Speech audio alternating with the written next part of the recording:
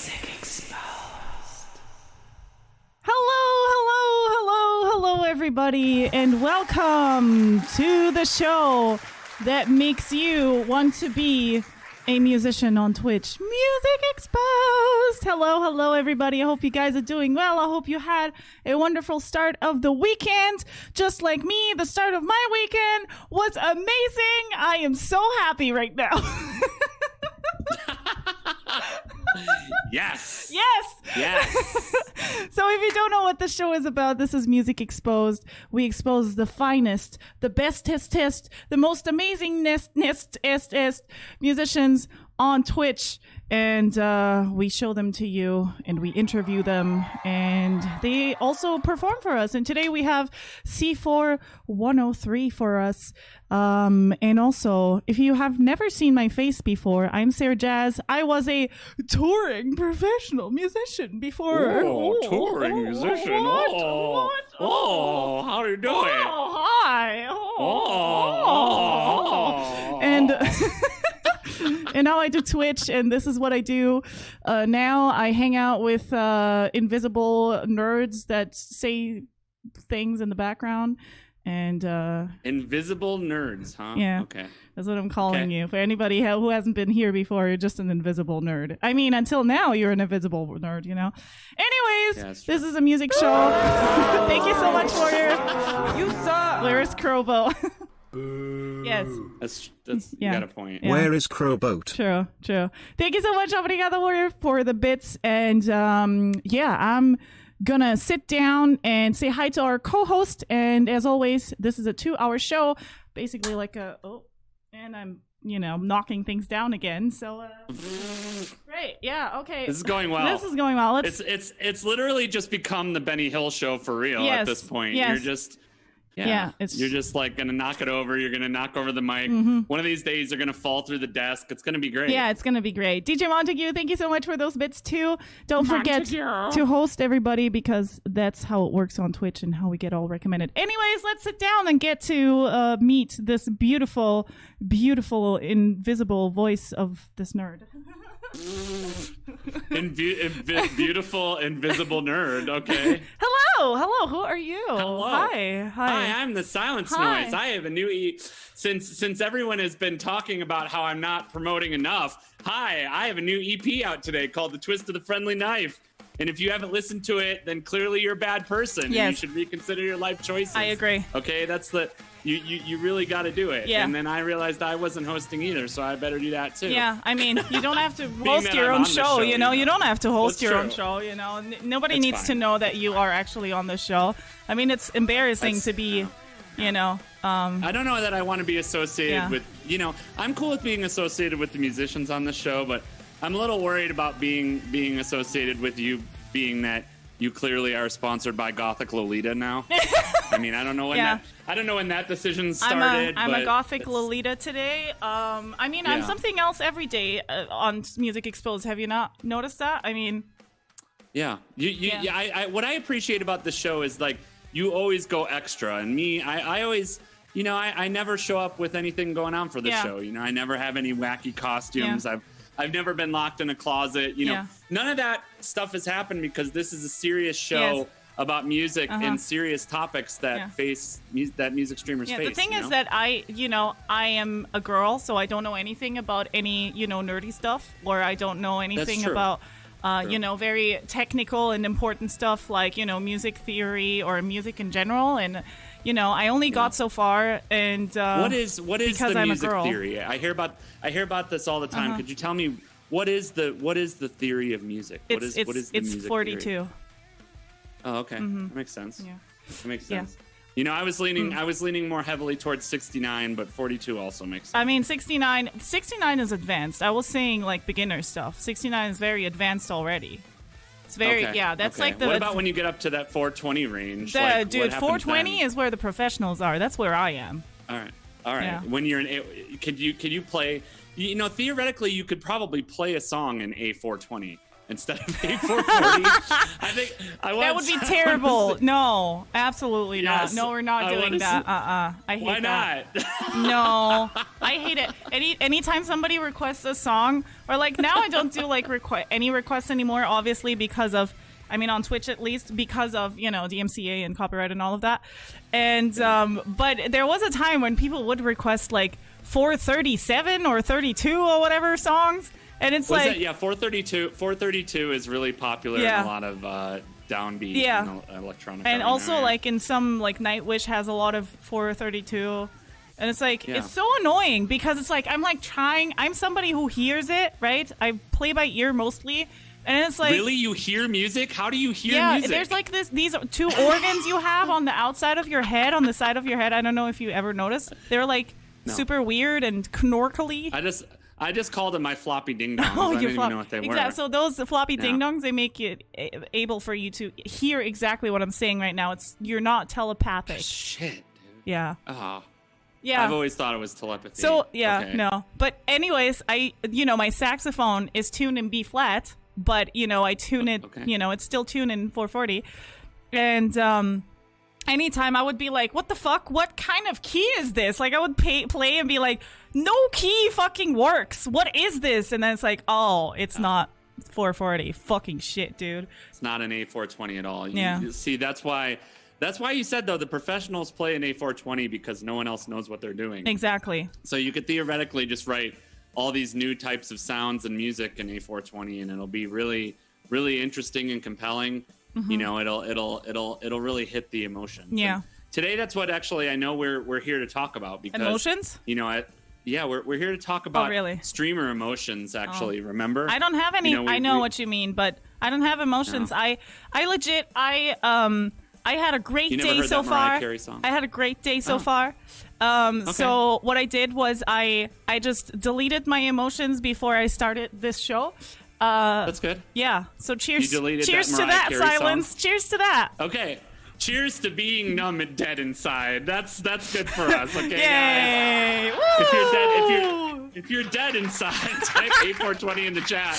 And if you really want to be dead inside, go listen to the new EP from the Silence Noise, The Twist of a Friendly Knife. Will help you feel dead inside. No, I want to talk about is there's been some interesting tweets. There's always interesting tweets, and we don't name names on this show, even though we're spilling tea all the time. And one of the topics I wanted, it brought up a topic that I think is near and dear to a lot of the streamers that watch this stream. And what I wanted to talk about was the ups and downs of streaming, namely like the downs of streaming, mm-hmm. because a lot of people think that streaming is kind of an all upward trajectory. It's like, all right, it's like going up a set of stairs. You start at 0 viewers or 1 viewers, and then you move up to that next level, and that next level might be like 3 to 5 viewers, and then that next level might be like 5 to 10 viewers, and then. But what most people fail to realize, and you would probably know even better than me, I've experienced it to a minor degree, but you as a fucking huge touring musician, giant clout wielding saxophone clout machine, Sarah Jazz, you've experienced the inevitable ups and downs of streaming. And so, we've talked about the Twitch music community on the show a little bit in the past, to say that, I think both you and I agree that there really isn't a Twitch music community. Yeah. But to some extent, there are people that follow, that are regulars in a lot of music streams. Like we even talk about some of them on the show, like Five Hit Dune and Glaswegian and people like that. But is it possible, for the Twitch music community to abandon a streamer or blackball a streamer? First of all, I want to start there, because you and I both said on multiple occasions we think we're sometimes the black sheep of the community. But do you think it's possible for people to kind of get abandoned by that community? I don't know. The thing is, I think sometimes it's very subjective and varies very. It's just a coincidence sometimes. It's just very subjective and a coincidence. Yeah. I am somebody who always said, hey, the music community saw me first, because my streams, when I started streaming, I took music seriously. I was like, I mean, I always take music, but you know what I mean. You're like, and now I'm a jackass and I play an A420. Exactly. But like, I started as a serious musician. I was like, oh, this is my music. I'm showing you my music. I don't do anything else but music. And, you know, this is a serious channel and take me seriously as a musician, basically. That's how I started streaming for the first few weeks. Maybe like first month or something or two. But then I kind of very, very fast, I kind of, you know, went into the meme thing because it doesn't matter. But anyways, I first started being very serious and then I started being not so serious. And I feel like people were catching on to me and being like, oh, this is, you know, a saxophone on Twitch and that's exciting. And this is a saxophone. Yeah. And it's like exciting, and I felt like the music community was really like a lot of music people were supporting me and rating me a lot and stuff. And then when I started doing the more parody stuff, especially like the thought parodies that I did and stuff, I felt like I did feel a huge decrease in terms of support from musicians. But I also changed slightly my schedule. I also, you know, I changed my content and stuff, but I did feel a little bit abandoned for a while. But I think it's very subjective, to be honest, because thank you so much, Warrior, for gifting that sub to C4. Gifting that sub to C4. Thank you so much. So I don't know that it is maybe a little bit subjective, and it's just a coincidence that sometimes just people can't rate you. Or like, because sometimes I feel like, oh, this person used to rate me all the time. Now they don't rate me anymore. Like, what happened? Right. You know, they probably hate me now. It's probably because this and that. I think we just overthink that. But yeah, I don't know. What is your opinion on it? I mean, for me, I've been someone that I think I've kind of positioned myself on the outside from the beginning. And part of that was I started visualizing and conceptualizing the idea for my stream before I really even looked into other music streamers. Like, the only streamers that I watched were people that were doing all original music or that were composing on stream. Like, I wasn't plugged into what you might call the greater, you know, music community at large. So I didn't really know anything. I just kind of designed my stream around what I thought would be funny and entertaining, and then started kind of connecting to all of that later. And as a result, I feel like it wasn't really until I started doing Music Exposed that I started connecting to a lot more streamers that were in the music community. Some of which because we were reaching out to them and people realized, you know, that I was serious about helping to promote people and wanted to get the word out about people and that kind of thing. But also, you know, I admit I kind of like, I'm a realist about things, and I was like, oh, well, now I have this platform, which is what we wanted, to be able to promote and help people. And of course, some people, I'm sure we both have thought about this at times, like, eventually, especially as this continues to grow and build momentum, we're going to have people that may not even like us that much, or that we don't even like that much, that'll want to be on this platform utilize this platform to promote things. But that's the question, because to me, like, I certainly think that there are certain people, there are certain types, I guess, that I notice that tend to be regulars in different types of music streams. First of all, and I brought this up yesterday, there's the guy, the male the moderator types that only hang out in female streamer musician stream. So that's part one. I'm not afraid to call that out. There's a certain class of male moderators that never visit male music streamers streams. It just doesn't happen. Yeah. Because, you know, clearly you're not a you know what the funny part is? Those I know exactly who you're like the type of people you're talking about, and I'm thinking about a few names, viewers obviously. Yeah. But we're not name dropping, obviously.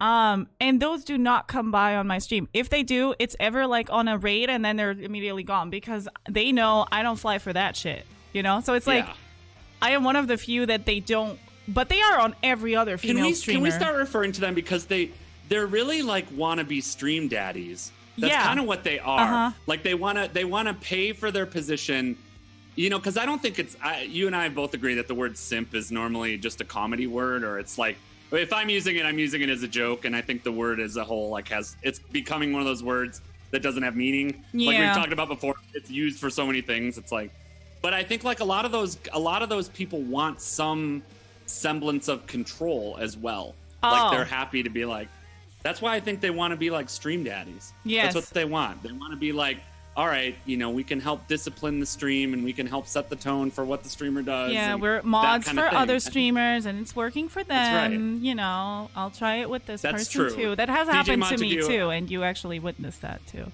DJ Montague, I definitely do not visit your stream because of your penis. If you would stop pulling it out on stream, then I would probably visit more, but unfortunately, I was on his stream. I lurk on his stream sometimes, and I didn't see no penis. Excited. He was very excited about it. What? Actually, What? He was like, my path to clout is here. See, DJ Montague has physical access to this studio. He could easily kill me and become the co-host of Music Exposed. So he saw what was up. He's like, Sarah's here. She's trying me. She must be trying me. So that's clearly his goal, to become the new co-host of Music Depeche Exposed. Mode cover guy, I want my Simp VIP badge. I want my Depeche Mode cover guy. I want my Simp VIP badge. I'm not necessarily saying it's a simp because these guys, like, there's a tactic, and I don't know what the tactic is. Like, look, I like looking at pretty people as much as the next person. I know that, Sarah, you would agree with that too. Sometimes you might hang out in a stream a few minutes longer than you might otherwise. Because like, they're hot? This person's all hot, the time, dude. You might dude. do that. But at the same time, it's not like, oh, well, I'm not going to hang out in anybody else's stream other than people that are hot because fuck that noise. It's true. It's true. So there's those people. Then there's the people, that I think there's a great community of just like genuine supporters. People that they subscribe, like Darth Rips in the chat is, whenever I think of someone that's just a genuine supporter of the music community, that guy probably does more for the music community than anybody. He's a mod in a million different chats, and he's active doing it. Like he's in other places. He's constantly shouting people out. He's financially supporting other streamers. There's like the Darth Rips class, which he's kind of like the head of that class of, all right, just legit supporters. And then there's, basically just kind of the casual tier. And then there's the low tier, which the low tier to me, and I'm sure a lot of people would agree, are the people that are like in cover streamer streams, treating cover streamers like bad cover bands. They just want to hear their request, and then they're out to move on to the next streamer to hear it again. And that's how you end up with 69 streams that are playing Creep at the same time because of those people. And the problem is, I think too many streamers cater to that lower tier because they're like, oh, well, that tier might make us money. And it's like, no, the people that make you money are the Darth Rips tier or above, the really loyal supporters and that kind of thing. Esky Beats, you're definitely trash tier. Trash tier. You're trash tier. We should have called that our tier. We have like a secret tier. I think we already mentioned this in the first episode. Our tier is the dumpster tier. We have a tier that is like the dislike tier. We should, which is like streamers that we don't really like, but they're still in the list for like, maybe we'll still invite them or something.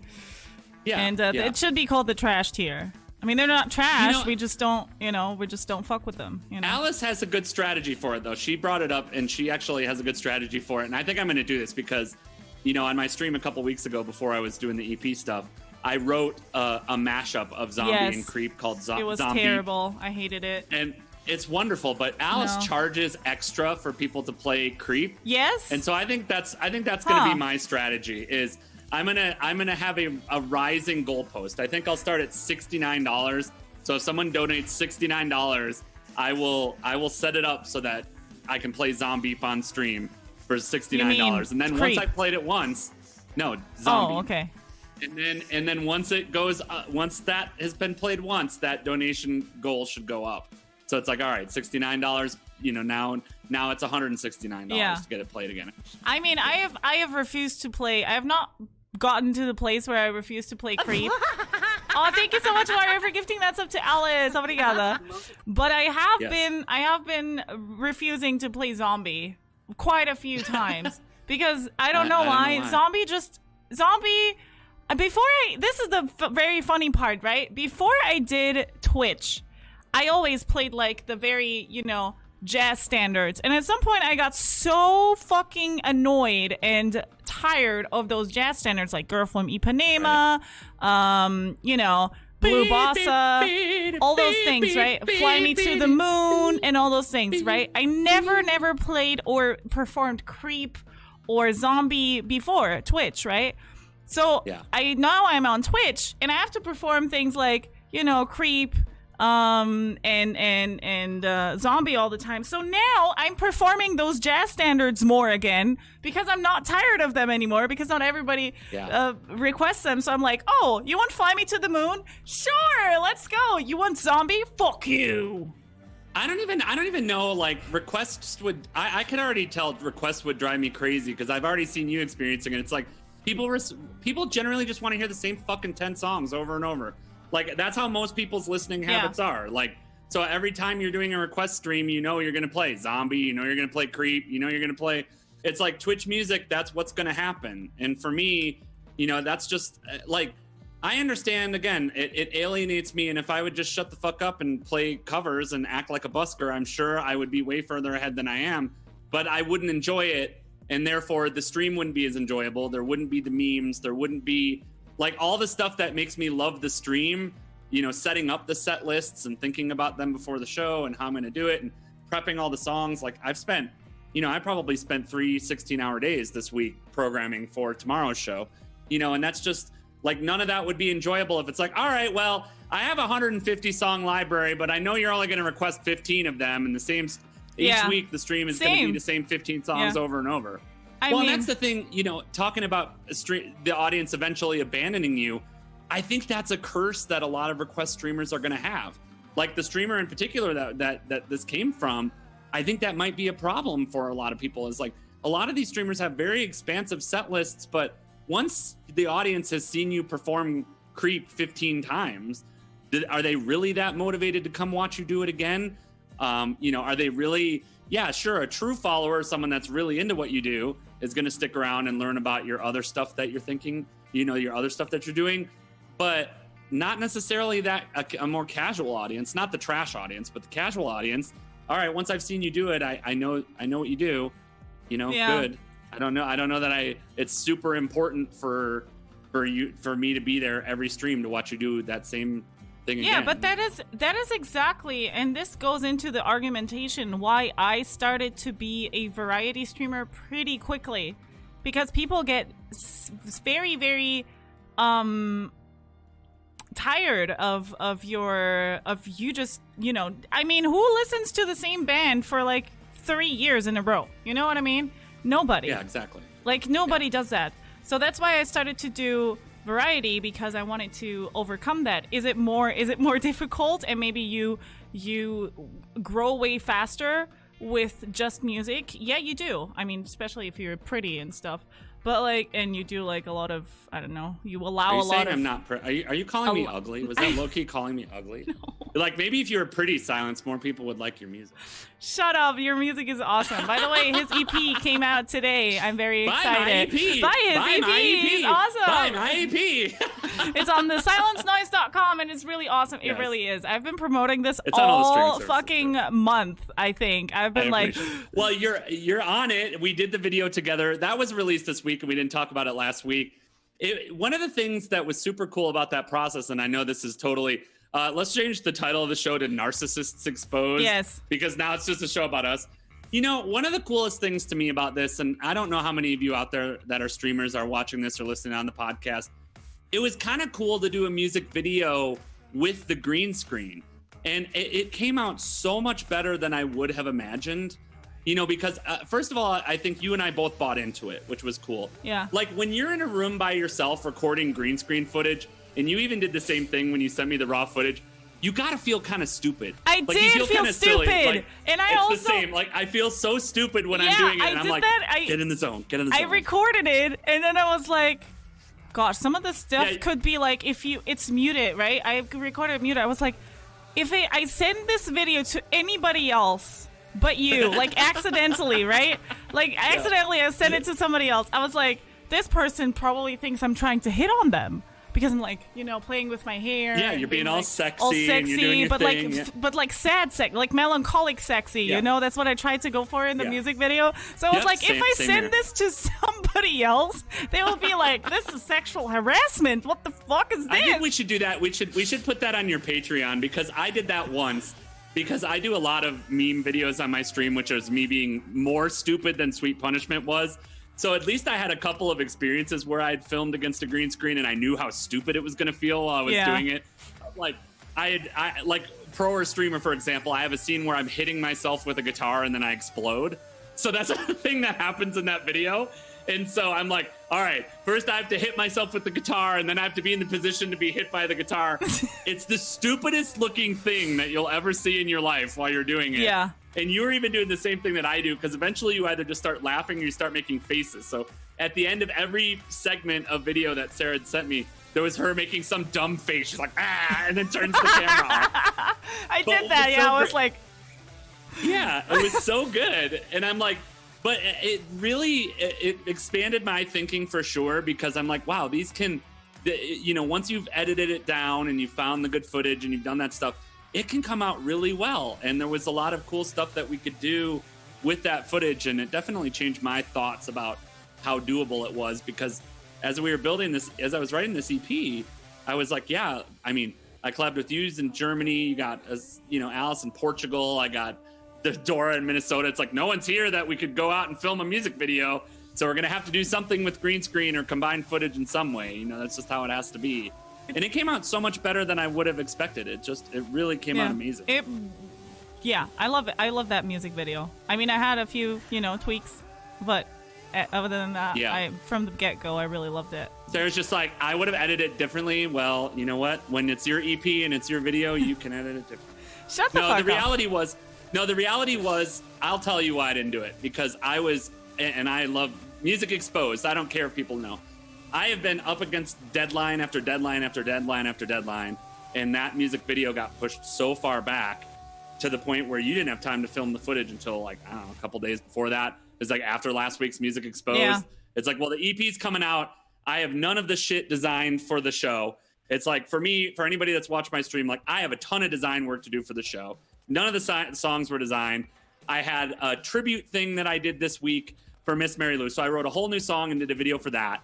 I had all that to do. So I'm just like, fuck it. Like, I watched it. All the feedback I've received is good. I'm just going to let it go. And that is something, I've talked about this with a lot of musicians and stuff. That skill is not a skill I would have if I wasn't trying to release as much as I do. Too many musicians sit on their music for too long. Yeah, me. And it's not perfect. It's never going to be perfect. Yeah. You're never going to be perfectly happy with it. You just kind of have to set a deadline and go, all right, or you have to hold yourself to go, all right, I'm going to release this thing, because otherwise I'm going to tweak it forever. And I will too. Like, I did that with my album from last year that I now need to finish this year. I'm going to have to totally start from scratch because of that shit that I did. Because now I don't use the same plugins anymore. I don't use the same workflow. It's like, shit, now I literally have to start from scratch and it was 95% finished a year ago.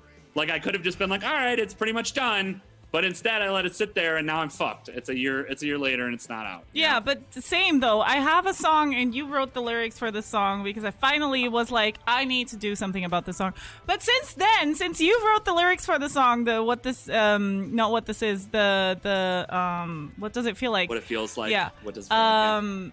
And since you wrote the lyrics, I'm like, oh, God, I have to master this. And I'm kind of like a little bit scared of finishing the song, because the song means so much to me that I'm like, oh God, when I finish it, I have to release it, If I tweak it, then, I have to master it, and then I have to upload it, and fuck that, Like, it's I have the same thing. Well, and I brought this same topic up because part of the problem, I think, with the most recent album for me is not the EP, but the one that I was working on before called The Months After the End, is that it was really written about my father's passing. My father passed away a year and a half ago.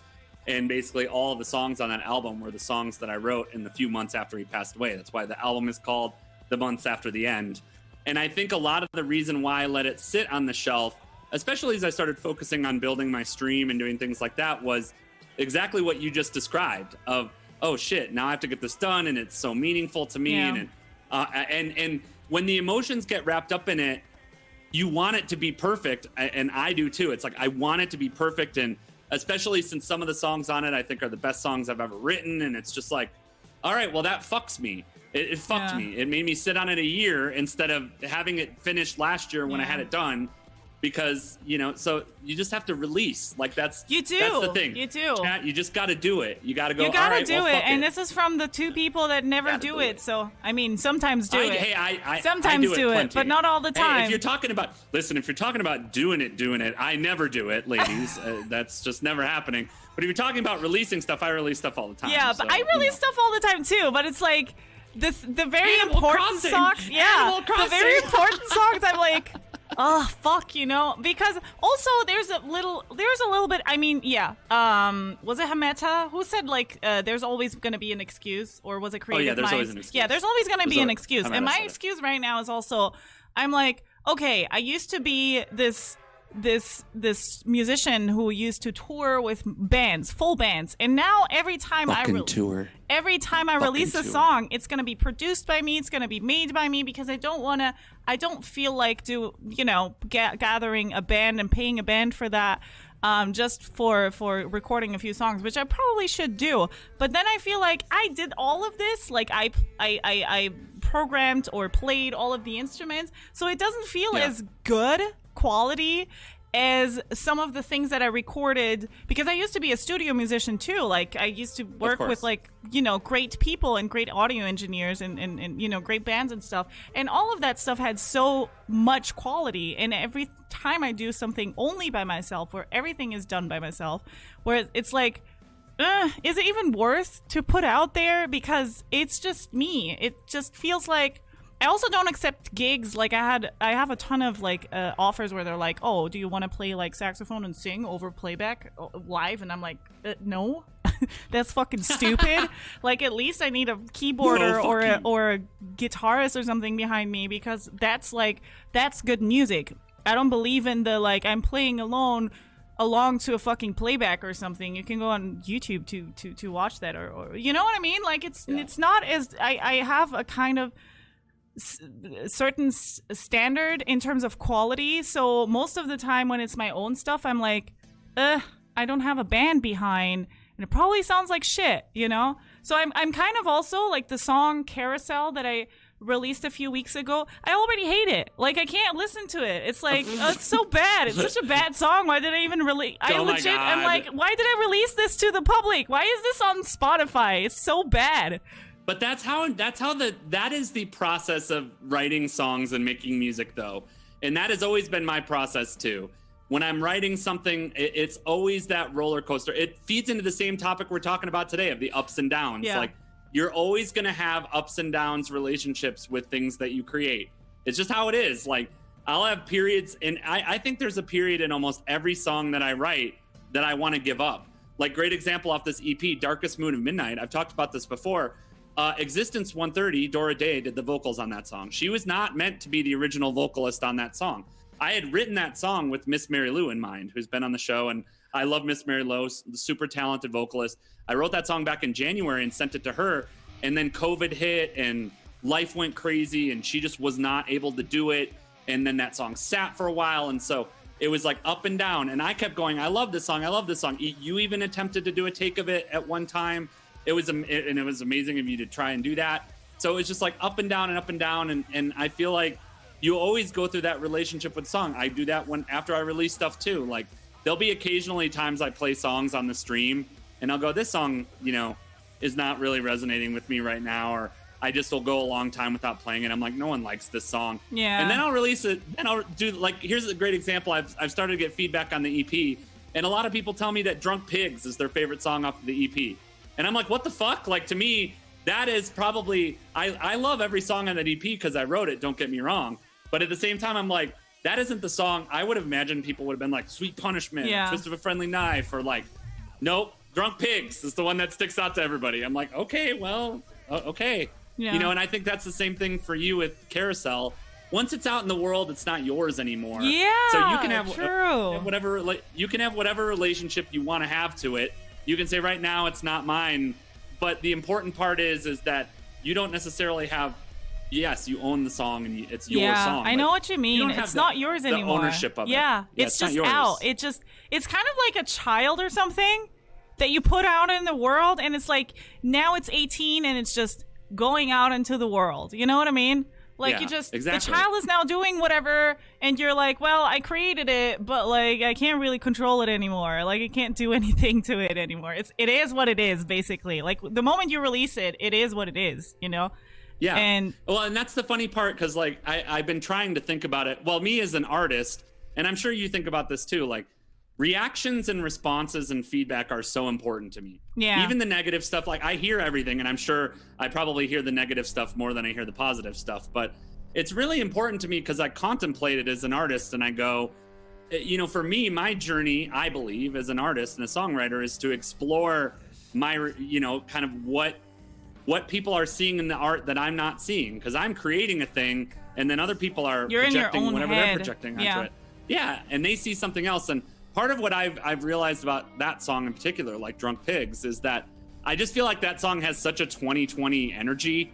It's like 2020 in a nutshell, because it's just really, we're all stuck in this shitty place, and it's like a shitty time, and we're all trying to do whatever we can to just get along and, you know, whatever we need to do. And it has that energy. It has a very 2020 energy, and I think that might be part of it.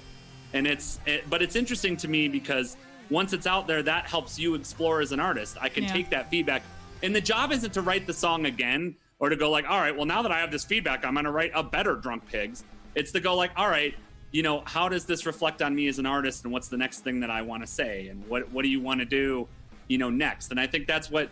So if Carousel is triggering you right now, it is. You have to kind of go, all right, well, what is it about it that's pissing me off? Maybe you need to write something that's the opposite of it. All right, Carousel is this really nice, you know, it's this nice kind of, you'd hear it in a fucking French cafe or something, and, you know, it's like French pop music or something. Yeah, and it's like, oh, this is nice, you know, but it's like, is it perfect though? It's not. It's so far from perfect. You need your own like sweet punishment now. I think that's been the issue. I've kind of corrupted you a bit. You have, because you and I started working on some dark stuff. Have you listened to that when I was trolling? But I you were there. Was it last stream? Was it yesterday or something? Yeah. I think it was yesterday, where it was like, oh, I'm gonna sing about my cardigan or something.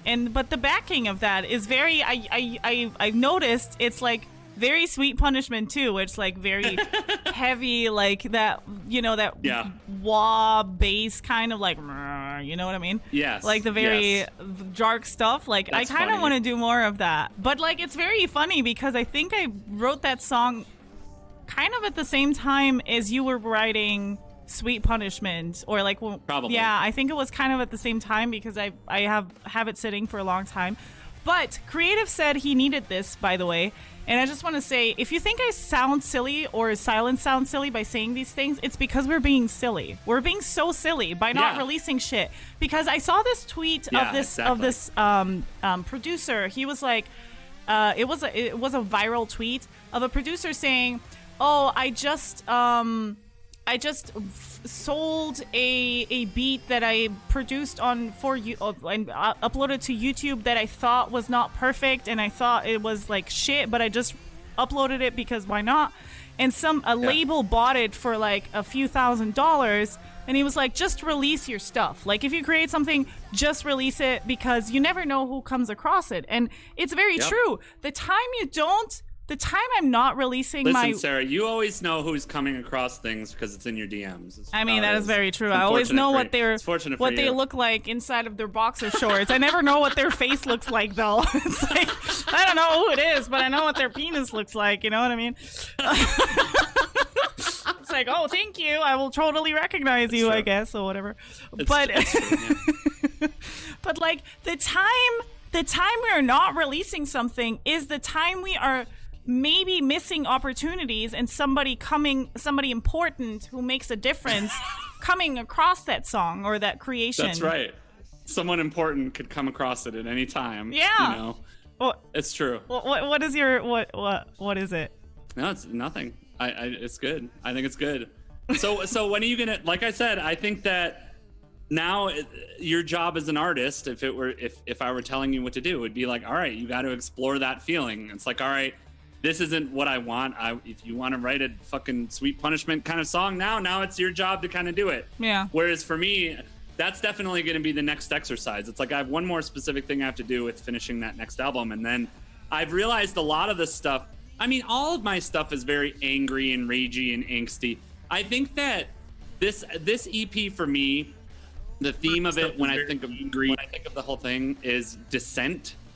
Like for me, it starts in a really high note and it like punches you in the face, and then it kind of gradually slides into, you know, kind of complacency and depression and violence, and it slides into that. And then most of the recent stuff I've been writing is really aggressive. It's like the opposite. Like there's way more aggression behind it, you know. So it's to me, it's just kind of like going with whatever the feedback you're getting is and how it's landing with you and how it vibes, and then, you know, you kind of move into that next place. So yeah, so obviously you're going to be Marilyn Manson on your next few songs. Oh. I'm for this. I mean, I don't know how to write rock songs though. Like, I know how to do pop songs, I know how to do blues songs, I know how to do intricate jazz songs with intricate, you know, chords that make you stumble everywhere. But I don't know how to make rock. How do you make rock songs? Like, but Good thing you know a producer. Like I said, start with an idea, and that's something that I do every day. Yeah, so. I know, but rock songs are so different too. Like, they're very different to my style. I have played with rock bands, obviously, but writing it is a completely different experience, kind of. And I'm very thankful. I'm very thankful that I came across you, because you kind of got me into the... I know. I deleted those DMs, damn it. I saw it and I deleted them, okay? No, I'm actually serious. Thank you for the tribute, all right? No, I'm actually serious, because I'm very happy that I came across you, because you made me kind of like with the Cry Myself to Sleep and now the Sweet Punishment and all of that, you kind of made me discover that I actually have a good voice for rocky stuff. Not metal or anything, but like the belty and like, I agree. Know. I agree. And I didn't know that before. I never thought I had a rocky voice, or that I had a rocky, like, you know. Adrian, I have a rocky voice. You know what I mean? And I'm very happy because... Because I'm very happy, because I feel like before that I was like, oh, I'm just like, you know, I'm the fadista, which is like a fado singer in Portugal, you know, and I sing blues and whatever, and that's it, you know. Listen, like, I need to hear your Sylvester Stallone impression. Hey, you got Sylvester Stallone over there? You got your rocky voice? Can I hear your rocky? I don't have a rocky voice. Oh, baby. Let's go kill somebody. That's exactly what Sylvester Stallone sounds like. I like really? it. You did it perfectly. Baby. I really like you. Do you want to kill some people with this amazing gun? I don't know what I'm doing. I'm just copying you. I like it. Slongo, it's more like Rocky and Bullwinkle. I'm for it. I agree. It's very Saturday. She's Saturday morning cartoons. Sylvester Stallone is Rocky. Oh.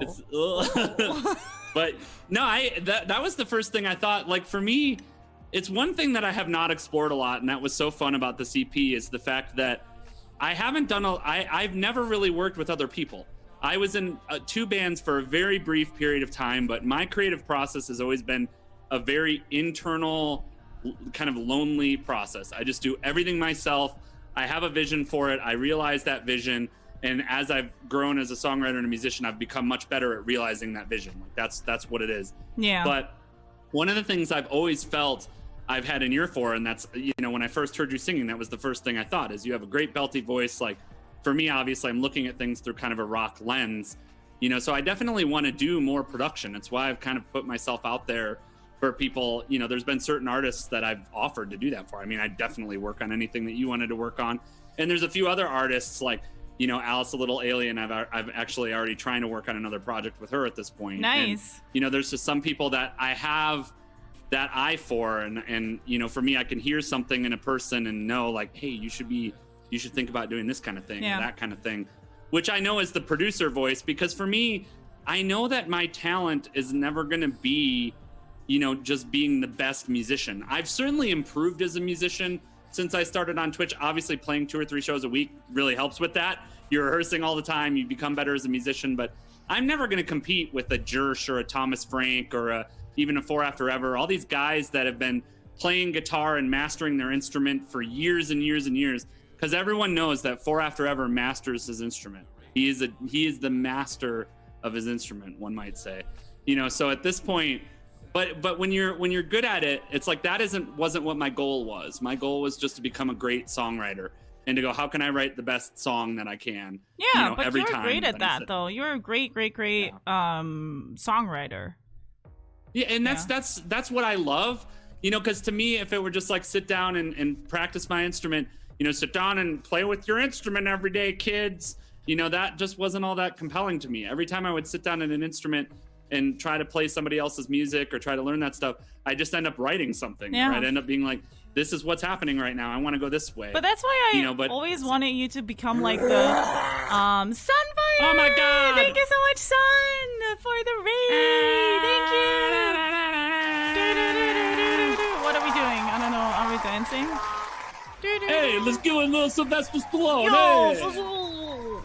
Yeah, it's like Sylvester Stallone, but it's got a little Italian gig. It's like, hey, I'm walking here. I'm walking here. Yeah, I'm walking here. There's a little bit of that. Got some coffee. I mean, she is from New York, so I mean, not from New York, but she lives in New York, so.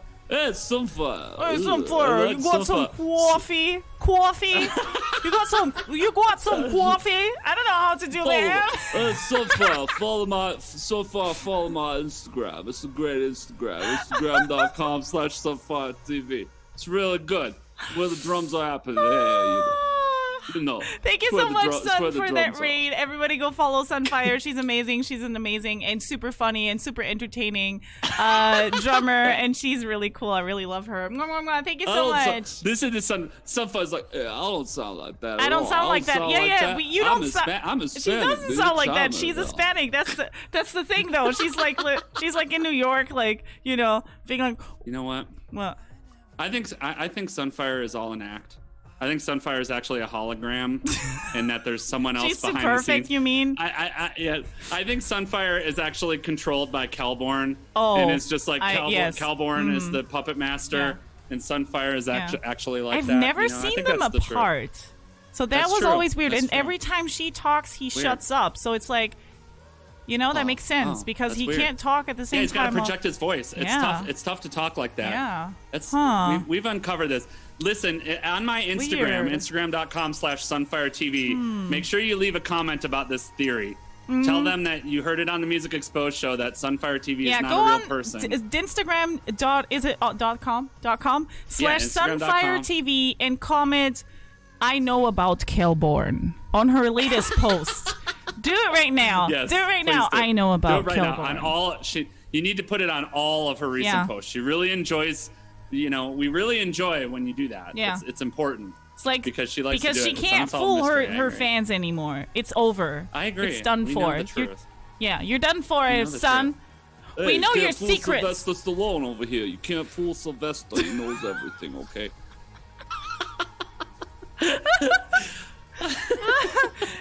I know about boxing. I know about boxing. You ever seen Demolition Man? You know, Dennis Leary was in it. Wesley Snipes kicks some ass. Great. I think it's time we should, go to the performance. Actually, I hope your stream was amazing, Sun. Thank you so much. By the way, Sun was also on Music Exposed. If you want to see her episode, we actually have a podcast on Spotify and all the other podcast streaming thingies and on YouTube as well, so you can always rewatch all the episodes over and over and over. Yeah, and subscribe on Spotify.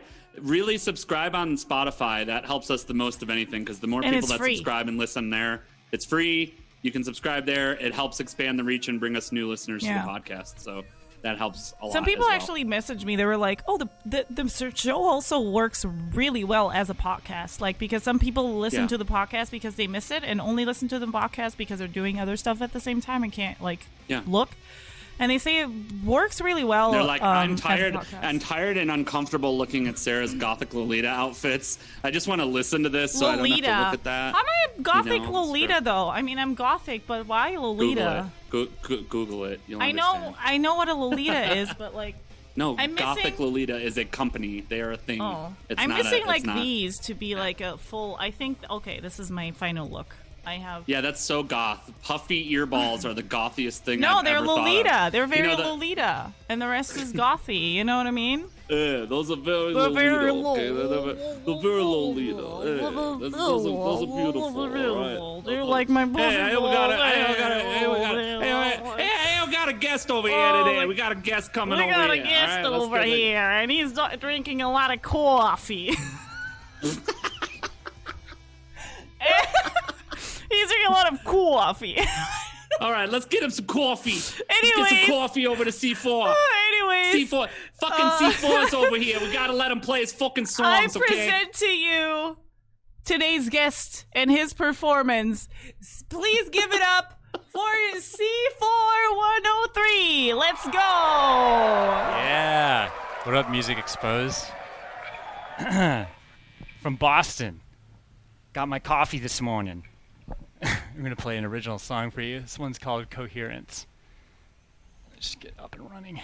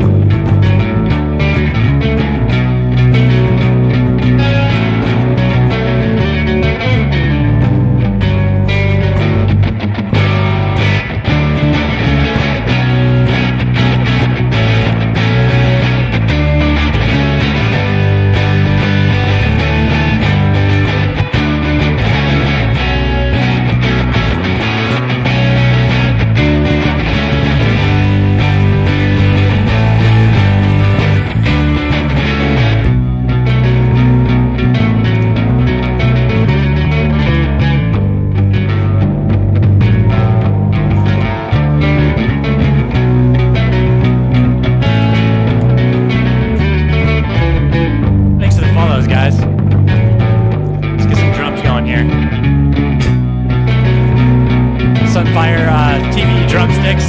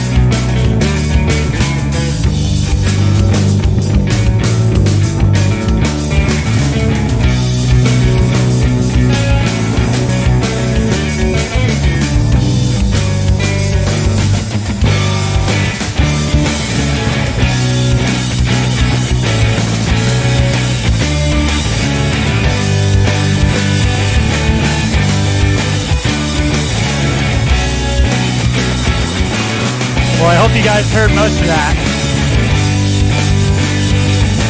We'll give it a tasteful fade out.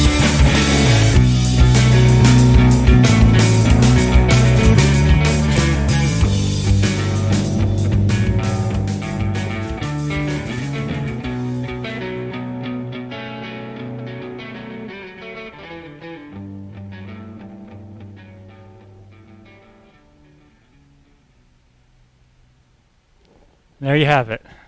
It's coherence. Thanks for listening. That was very good, although we had a few technical problems, which is fucking annoying. Yeah, so what? I have an idea for that. I'll talk to C4 about it. Okay, and once good. he's on here, so we can, I have an idea to fix it. So we can have it fixed for the podcast, and if you guys want to hear the full thing. Fix C4, okay? Fix the C4, my God. Okay, well, bulletin board. Yeah? Do it. Are you ready? Let's go. Hit the music. Hit the music.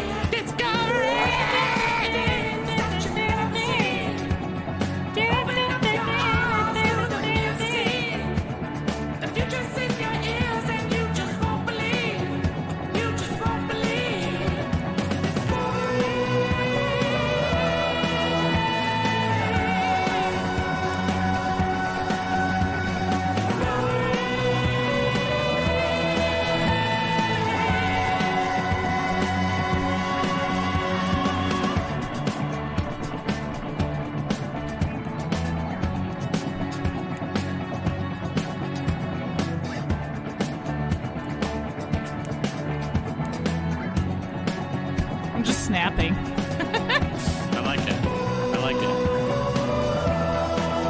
I like telling the chat this is Feeling it, you know? This is my new EP right here called Discovery. I'm AP. Hi, his AP. What did I say? AP? I'm AP. Why is AP? A420.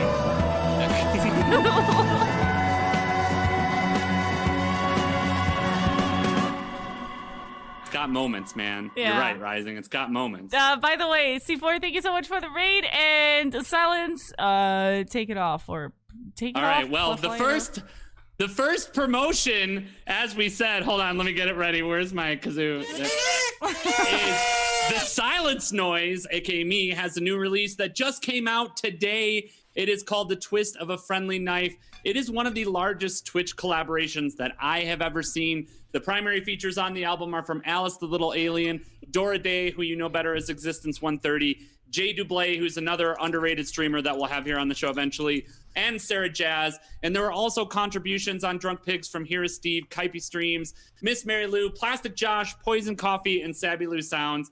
So tons of music streamers involved in this. It has been months and months of work to put it together. Sarah and I also released a video for Sweet Punishment this week, so if you haven't caught that yet, all of that will be posted along with the bulletin board, which is actually already up at musicexposed.show. So please go buy that, go listen to it, go find it. You can find it at musicexposed.show or thesilencenoise.com.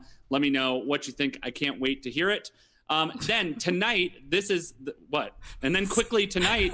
that sounded so not genuine. I can't wait. Hear it. Sorry. Oh, sorry. I'm getting my mode. Yeah, okay, sorry. fucker. Just continue. I'm sorry. I'm just laughing. Okay, sorry. I'll be more serious. All right. Pineapple Palooza is tonight, which is clearly a very serious music festival. It's very serious, guys. Pineapple Palooza takes place. It starts at 6 p.m. Mountain, which I think is 5 p.m. Pacific my time, so about 2 hours from now, and features a bunch of Twitch musicians: Cuckoo Cat, Darth Rips, Five at Dunes, Doug Shells, Music by Sticks, Weird Johnson, Kobe Lax, DJ U-Turn, DJ Smoothie, Vortuzo, Soul Tech TV, and even more than that. You can find all of that goodness over at twitch.tv/Pineapple Hoops.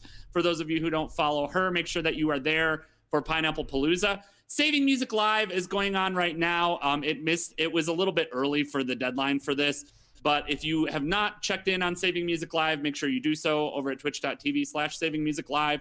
So lots of big music events this weekend. And then let's move on to our other releases. Alice the Little Alien went full on gangsta. Like I said in her stream yesterday, Alice streamed for like 20 hours yesterday because she's a crazy person. And she dropped her new single this week that's called Keep Barking. And she's becoming very hostile, people. So we need to follow her and give her some love because I'm a little concerned she might get violent. But her new song is called Keep Barking. Amazingly good. Marigo Music just that's the whole song. It's just barking noises and Alice hanging for dear life from a tree. That's all it is. And then Marigo Music just released a new song called Don't Pick Up the Phone. Click, aka Brian Baker, he's a super underrated streamer. Just released his new album that's called Imaginary Thoroughfares. That is available. And finally, Bethan Lamas, aka Corny Ears, is about to release an EP that's up for pre-saving right now that's called Field Fair. So again, Saving Music Live and Pineapple Palooza as the events this weekend. Me, Alice the Little Alien, Marigo, Click, and Bethan Lamas with releases, and that is your Music Exposed bulletin board. Yay! And I'm gonna tell you guys right now, if you don't get it, the Silence Noises EP, I'm gonna whoop your ass. She's gonna ban you. I'm gonna ban you and whoop your fucking ass. Banned. You're banned. You're banned forever. It's not slash timeout. It's slash ban. Like the deodorant. What? Does anybody even remember ban deodorant? Ban deodorant. Ban as a deodorant. I don't know. Come on. Anyways, can I get a refund? I need a spanking. You need a spanking from me? Good job. Bitch, yeah. I'm gonna give you such a good spanking. You haven't had such a good spanking in a long Music time. Exposed! This is Music Exposed. This is where Sarah Jazz threatens her viewers. Anyways. I agree. I mean, that's what I do anyways. That's my bread and butter. We do have 69 viewers right now, which helps for that. So make all the spanking jokes as you want, you know? Well, I want to welcome our new guest and today's performer, C4! Yeah. Hello. How are you doing? Good. How are you? Can you hear me right? Yeah. We can. Nice. How are you? Is the mic loud enough? Yeah, so far I think it is. Yeah. Cool. Yeah. I'm doing good, you know. Heart's racing a little bit. That was you know, I don't perform for a crowd very often. So it's good. That's why we have you here. We want to get you a crowd. Yeah, we want to get you a crowd. That's why you are on here. So you fucking watch him. Watch C4 right now. Do this stupid show. Why don't you watch C4103? Fucking watch C4. Fucking go watch him. What's wrong with you? It's probably because my name's too complicated. Nobody can remember. So that was the first question I was actually going to start with. So where does C4103 come from? What is that about? All right. So I was 12 years old and on the internet. Okay. Why were you on the internet when you were 12? Sorry. That's a good question. Where were your parents? Yeah, where were your parents? What was happening? Yeah, C4. Why do you have bad parents, C4? Yeah, what the Let's start with that. Yeah, you know, we had dial-up internet, and it was an ISP that was actually owned by my dad's friend. Because, you know, back in those days, nice. you just own your own dial-up ISP. Yeah. But, yeah, I used to play Descent 2 online using this thing called Kali, which is like a tunneling program that allows you to play games like online, you know, in the days before like multiplayer was really a big thing. Like you could have, there was like local multiplayer in games, but not massively multiplayer. So you had to use these programs to play, and like I needed to make a username on this website called heat.net, which is like I'm not going to get into it, but they had this they had this thing where you would, you know, you had to enter a username, and it would suggest you usernames if yours was taken, right? So I probably typed in, I don't even remember what it was. I typed in something generic, and it was taken. And a lot of the suggestions that they gave me were like combinations of like my real name and numbers, which is like its own weird security concern thinking about it now. Yeah. But then the other one was just randomly C4103, and I was like, all right, I'll be that. Why It's not? Fine. Yeah, and that's sort of just what it's been ever since. It's like it's sort of quintessentially me, just because of that story. And you know, I've never. It's like you pick a username, you're kind of locked into it, right? Like Thomas Frank 93. Yeah. I know.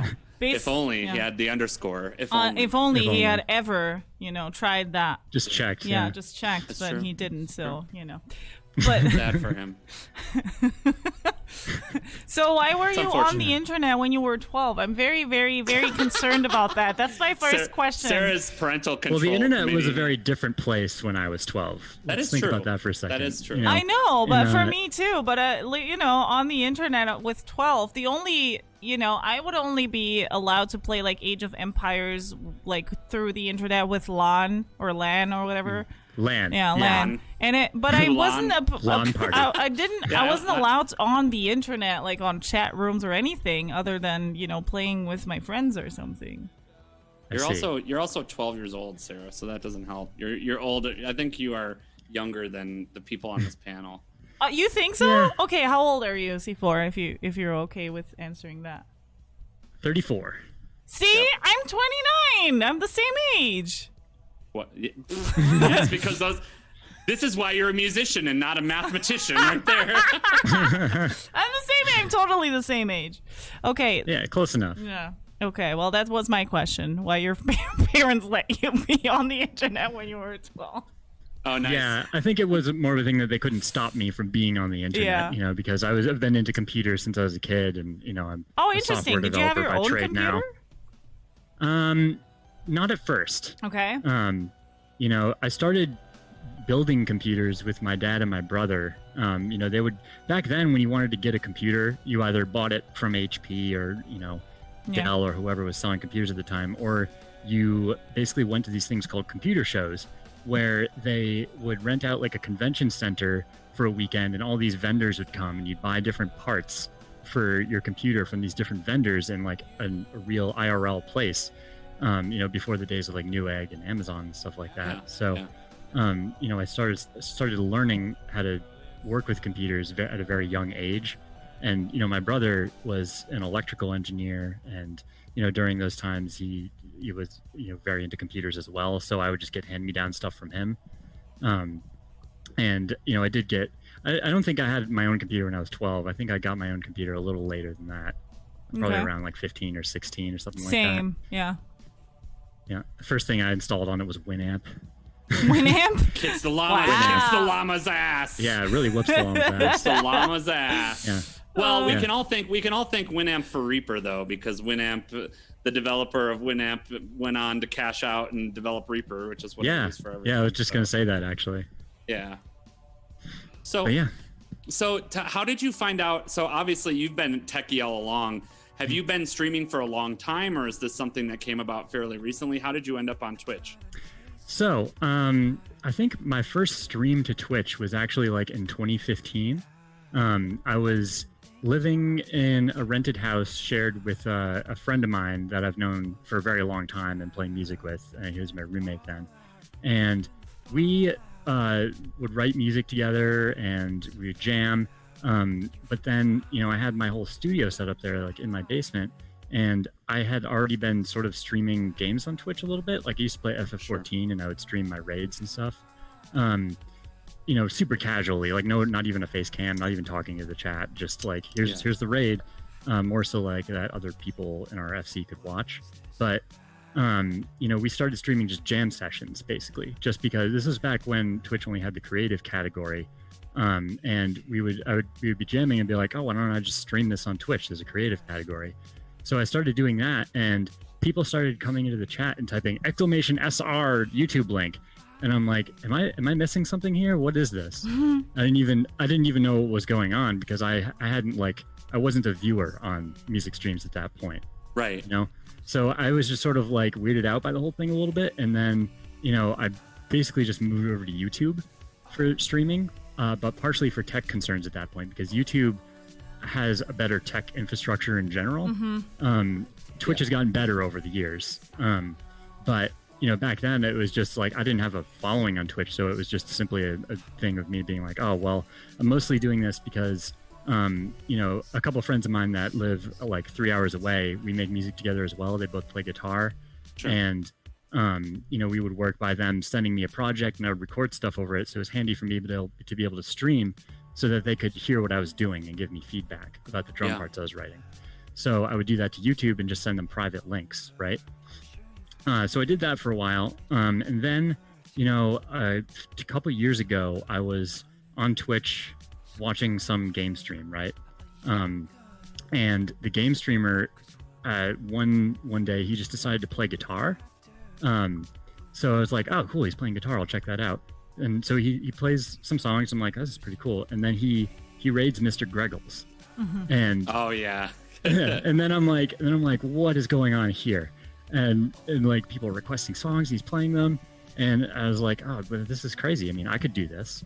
So I just like researched and found out who was doing what, and I started doing the song request stuff shortly after that. And I've been on ever since, like nice. 2 years, been sort of evolving over that time. I moved to a new house during that point, where I started streaming, doing like real music streams in that other house early on, and then I moved here and continued to do that. That's awesome. So who are you said you researched kind of like, what other people do and other musicians do. First you got basically introduced to Mr. Greggles. Who are other musicians or who are the music streamers that inspire you the most as a streamer, as a music streamer? I got to say recently, because I'm doing different stuff recently, but I've discovered Otherglow and and Silence Noise, of course. Boo that man! That man sucks. He sucks. But yeah, just like seeing you guys do your original sets and stuff, it's really inspiring to watch, and it pushed me to, because I have original music like that. That song isn't on the album that I did, but I released an album in 2012 of all original songs. And after COVID was a thing, I can't I haven't been able to have my friends over to jam with. And then the DMCA thing, and like now I don't really want to do request streams. Yeah. So it's like, what am I going to do now? And so I really dug into this live looping thing, and so I could perform my song solo just by myself. And have something to do on stream. But it turned into more like, this is sort of really what I wanted to do all along. Yeah. Well, and you do something that I haven't seen a lot of other people do with live looping.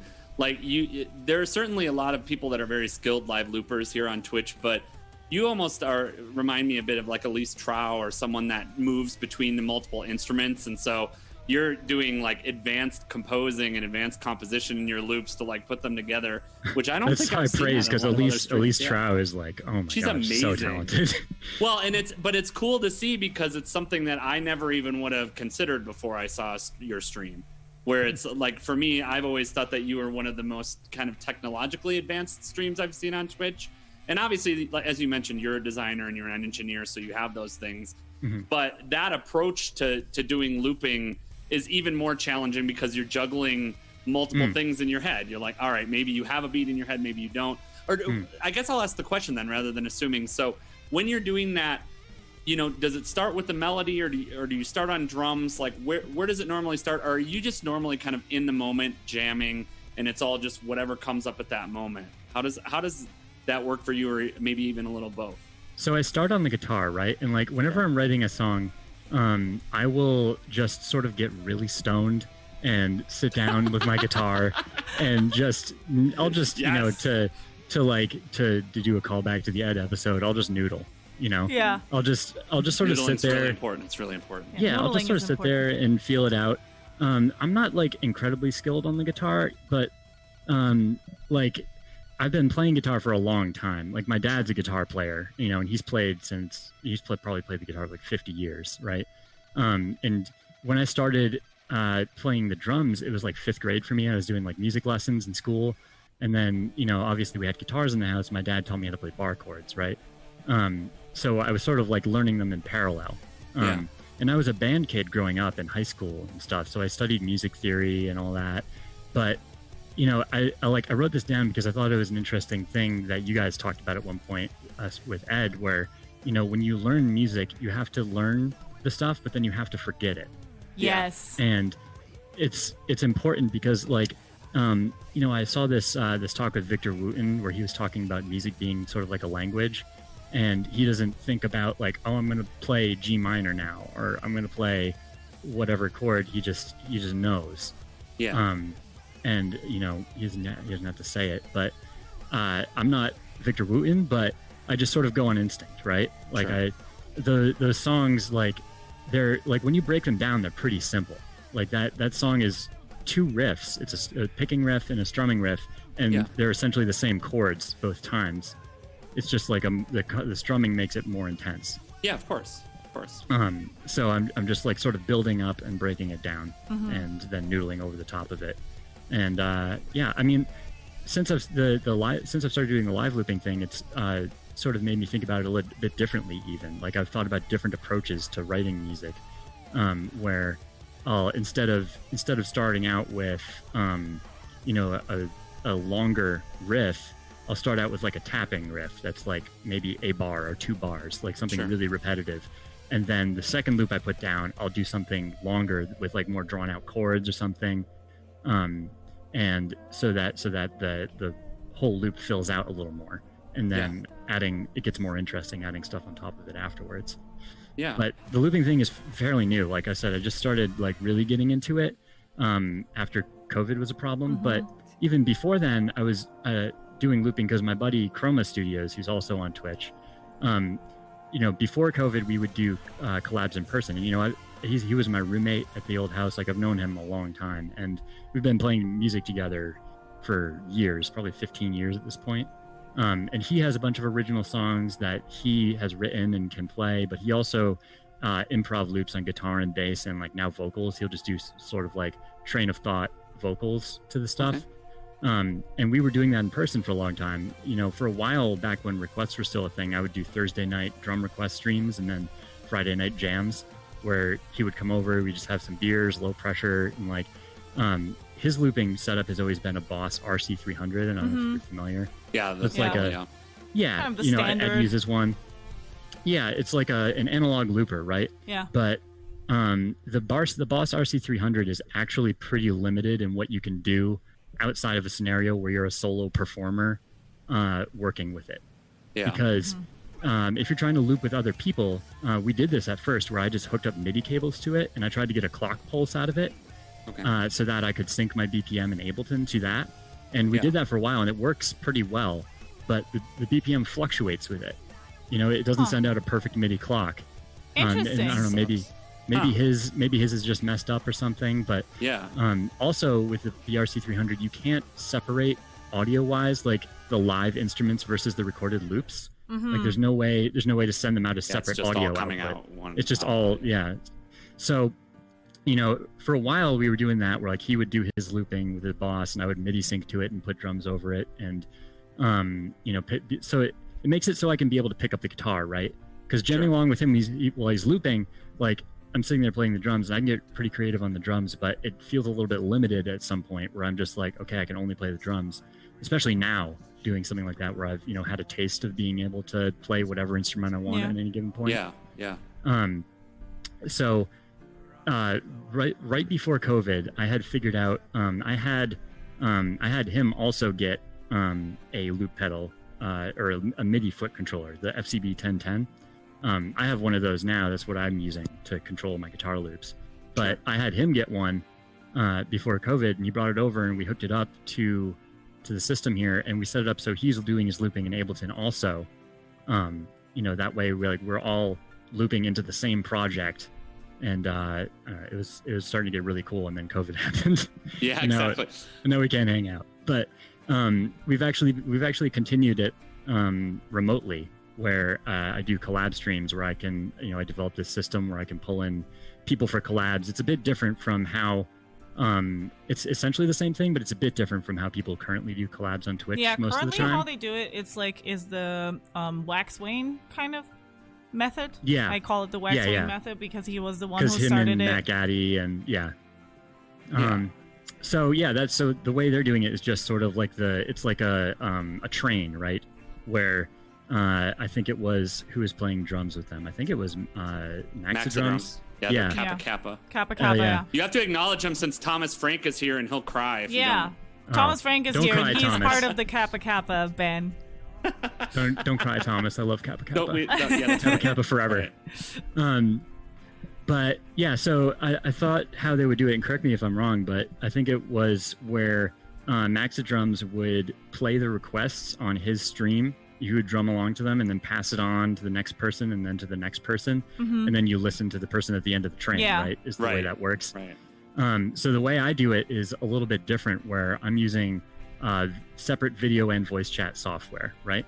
I'm using TeamSpeak 3 for audio and this thing called Jitsi Meet for video. The video, you could use whatever you want. You could use Zoom, you could use Hangouts. Jitsi Meet is just really cool because you can make a room in Jitsi Meet, right? Just by going to the URL. So if I typed meet.jit.c/the silence noise, it would just create a room if one didn't exist called the silence noise. You can put a password on it if you want. But the point is, it's like, it's created by somebody entering the room. So I can hard code those into browser sources in OBS. And then I switch to that source. I pull it up, and if they connect to the video call, it's just there. And I put some custom CSS in to strip out the window decorations and stuff. And then the audio we do through TeamSpeak. And it's really handy doing the audio separately because TeamSpeak allows you to map all sorts of hotkeys to different things. And I can map a hotkey to switch in between push-to-talk mode and continuous transmission, so that if my buddy Chroma Studios is playing a loop, we can talk to each other just by me going to continuous transmission mode. We can just have a conversation. And if I'm going to play along to him, all I do is press Control F12 on the keyboard here, and it mutes me going out to him, but not the stream. So that, the stream hears me playing along to him, but he doesn't hear me playing along to him, so I don't speech jam him, right? So it's like the same thing. It's just a little bit more streamlined in that the audience doesn't have to determine who to mute. Oh, okay. Yeah. Right? Yeah, because and I brought up one of the techniques I've been looking at a lot recently for that is there's a new thing that's kind of hit in the past couple of months called OBS Ninja, which it's a similar I forgot to concept. check that out. Yeah, it's similar concept in some ways because what it's doing is it's basically a peer-to-peer connection for both the video and the audio. So it's really the fastest you're going to be able to get. Obviously, it's going to still be relying on your internet speed. Probably the fastest you're going to get outside of what you're doing, outside of literally hosting the server in your house, which is what you're doing with something like a Jamulus or something like that. Yeah. But yeah, it handles a lot of that stuff. It does instead of having to do the hard coding, it's for people who are a little bit more layman and don't know the tech. The cool thing is when you create a chat room, because you can do the exact same thing. You could just type in obs.ninja/whatever, and it'll create the room, and it gives you the browser source URLs. So basically, you can take those and put them in as a browser source in OBS easily, and you can create ones that you can use that can be reused over and over and over again. So you can basically go in and say, all right, this is always the browser source URL for whomever. It's really, I know this is pretty in the weeds tech, but we haven't really gotten that technical on this show yet. So it's a super cool thing. Now, obviously, you're still always going to have latency. You're still always going to have latency. Nothing is ever going to be perfect. You can't fight the laws of physics. Yeah. So but in terms of what is possible, it's probably what you're doing, either physically hosting the server in-house and having people direct connect to it, or using obs.ninja is probably the best two ways that there are right now. And I can only collab with one person at a time with the way I've got it set up, unless unless Chroma Studios pulls up somebody in his stream and he's playing along to them, etc., etc. But basically, it's poignantly important now that people can't hang out in person, and exactly. I feel like it's going to be figured out a lot better as time goes on, so that people can do what they do. One of the bands I like to listen to, this band called Light from Japan, LITE. They started doing they call it The Room, where they do performances on Zoom together in real time. And it's because Japan has crazy 5G low latency Yeah, exactly. And, so they're all using 5G hotspots for their connection. And, the way that works is they all live in Tokyo. They're all connecting to basically the same cell tower nearby to each other. And, it's like fiber on the other end. It's just they can pull it off, which is really crazy.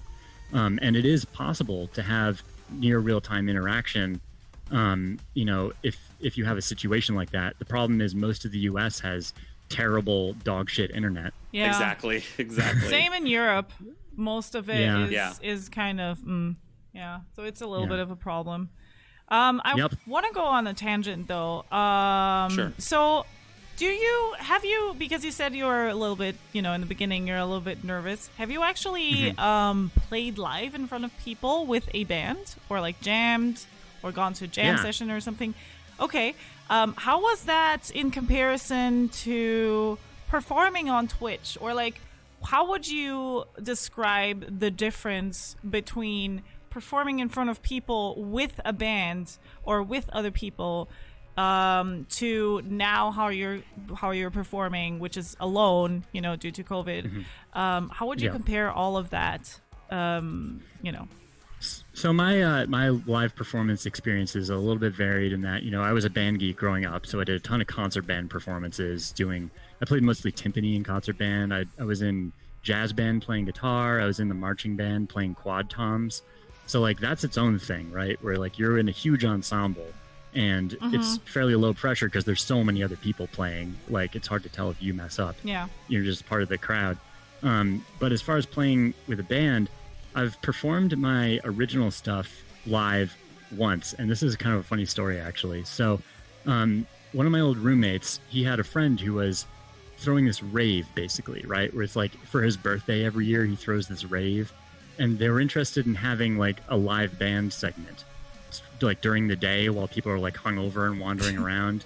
It was like this pagoda, basically, like where they're like, yeah, we'll just have some live music and instrumental stuff would be perfect for it. And like, my roommate at the time was in this band called the Natural Sugars, and they played, and it was really fun. It was basically just like a big party, but it was also like really weird because it was a rave. Yeah. And yeah, it was a lot of fun. And then the next year, he wanted us to do it again, so I was into it. I was like, yeah, we'll do that. And then we got closer to the date, and I found out he charges money to get into this thing. It's like his birthday party, but it's like it costs a lot of money to put it on, so he charges tickets. But they're like $150 for a pass for the weekend, right? It's like music festival prices. And I found out he was expecting me and the other people in my band to all pay $150 to play his birthday rave. No. Yeah. Shut yeah, this is a real up. thing that happened. Nice. Yeah. Did you? So I got in an argument with him, and I never ended up doing it. But he also wanted us to play at like 7 a.m. or something like that. Shut up. Oh, that's the best time for live music. Yeah, that's also where everybody is totally awake. Yeah. So that's sort of like, soured me on it. And also like working a full-time job and performing live with the drums is, oh my God. Like, right. I think, I don't know if you guys know Timaholic. He's another drum streamer on Twitch. Yeah, I do. The way I heard him put it once is like, he's like, I can click go live from the comfort of my basement and play to an audience of 50 people. Or I can break down my, $4,000 drum kit, haul it all the way upstairs, put it in my car, drive to a venue, set it all up, play a show, take it down, put it back in my car, drive it all the way back here, and put it back for less money. Yeah. So like the way he put it is like, what do you think I'm going to do? Right. And when you don't have a lot of time, you got to do what you got to do. Exactly. Yeah. Well, and it's become harder and harder as a musician. I mean, we're referencing the Ed Plays Jazz episode again, but it's become harder and harder as a musician to make a living. Even there are very few that are lucky enough to even be able to do it just off the music alone, let alone that. So seriously. I think you're just going to see it more and more and more at this point, especially with the convenience, for instruments like drums and that kind of thing. But I'm very curious to see, because you've already brought up one of the things that's cool about what you do is you've already kind of innovated based on this. You're already doing the live looping and you've gone in a different direction, but I'm curious to see how, as the DMCA thing continues to ramp up, how that's going to affect a lot of other, drum and music.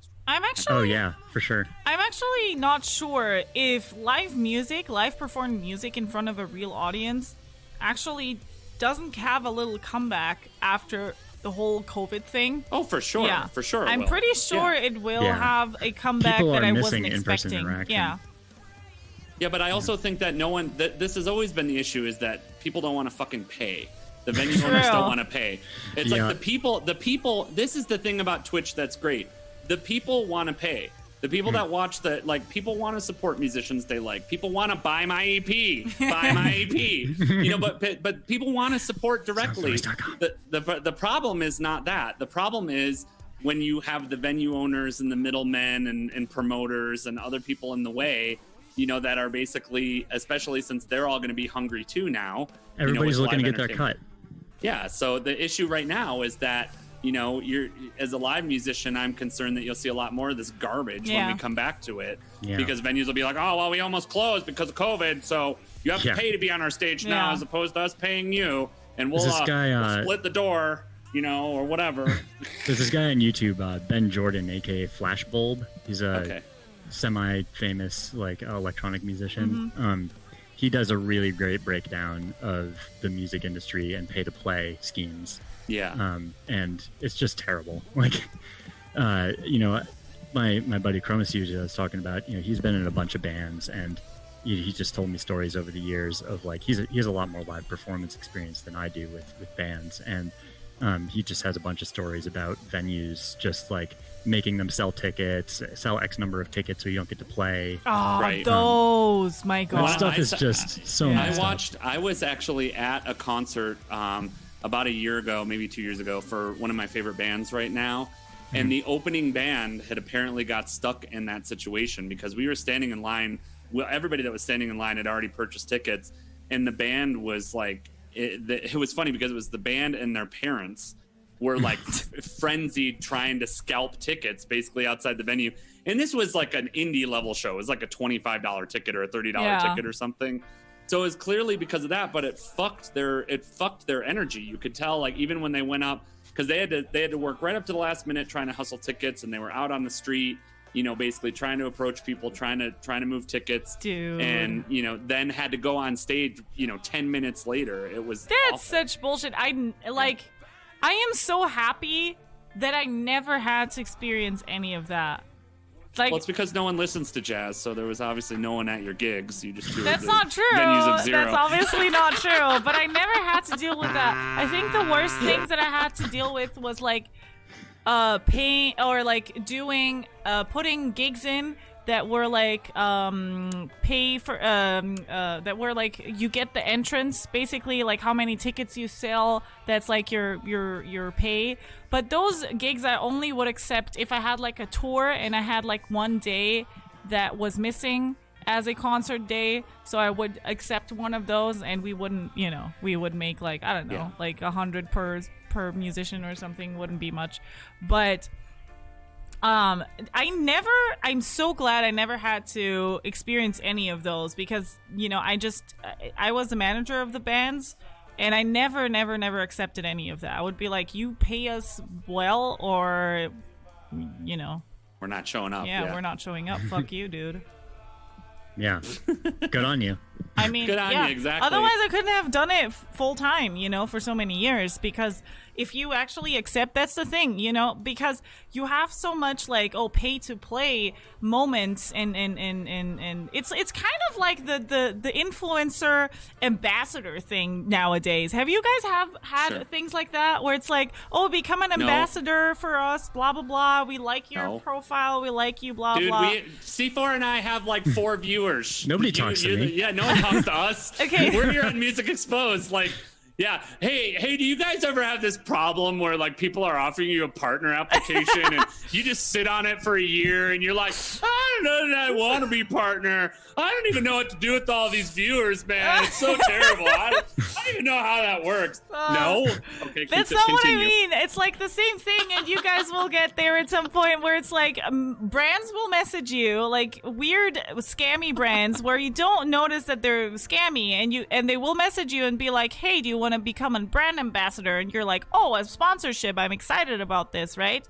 But then what they want is either you pay the shipping for the product and the product never arrives, so that's how they basically make their money, or they make you sign up for an influencer package or something where you pay $60 a month, you get your products, and then you get money from promoting it or something, and they lure you in with all those beautiful, promises and whatever. And it's kind of the same thing for gigs.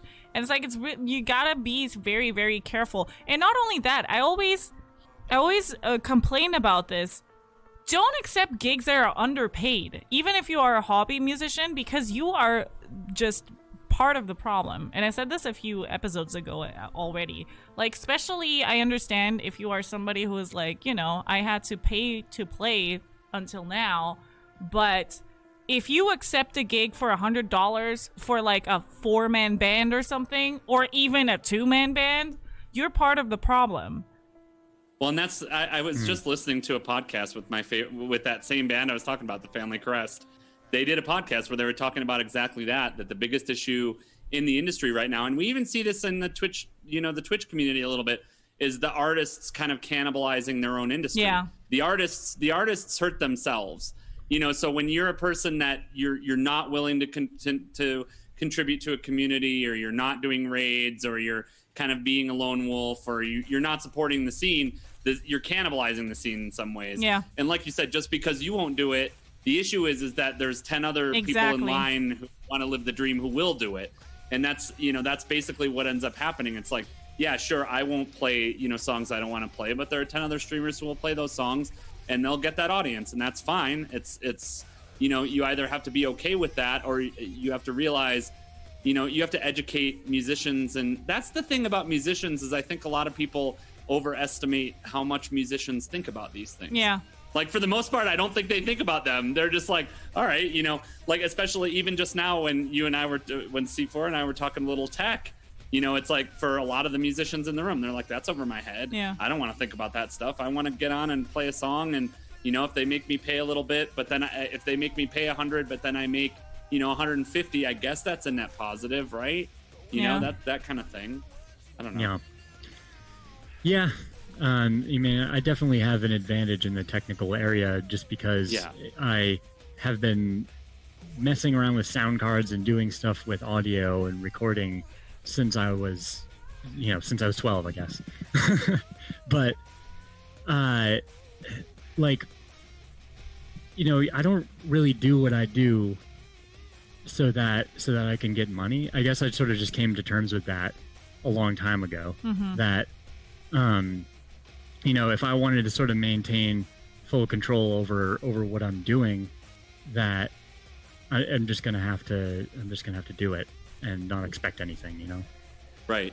Well, and so what has been your experience as you've started kind of doing your stream, as far as, obviously I know that you mentioned that you're not like, you haven't been super clout chasey or like chasing viewers or that kind of thing. You just kind of show up and do what you do. Yeah. How has the wave been for you of trying to build your stream and trying to kind of grow that audience? Well, in the beginning I was doing the drum request streams, and those were very popular. Mm-hmm. Simply because of the engagement. Like, people get to hear their song, and I think there's a certain like dopamine hit thing where like people will request a song, and then if they see that other people like that song, it creates positive reinforcement for them. And it's sort of like it's contagious, right? Like, everybody involved is like, oh, I know a song that's like that song that's also good, I'm going to request that, and it sort of just rolls off. So, like, and I can, with the drums especially, I can just play all day to random stuff, right? Yeah.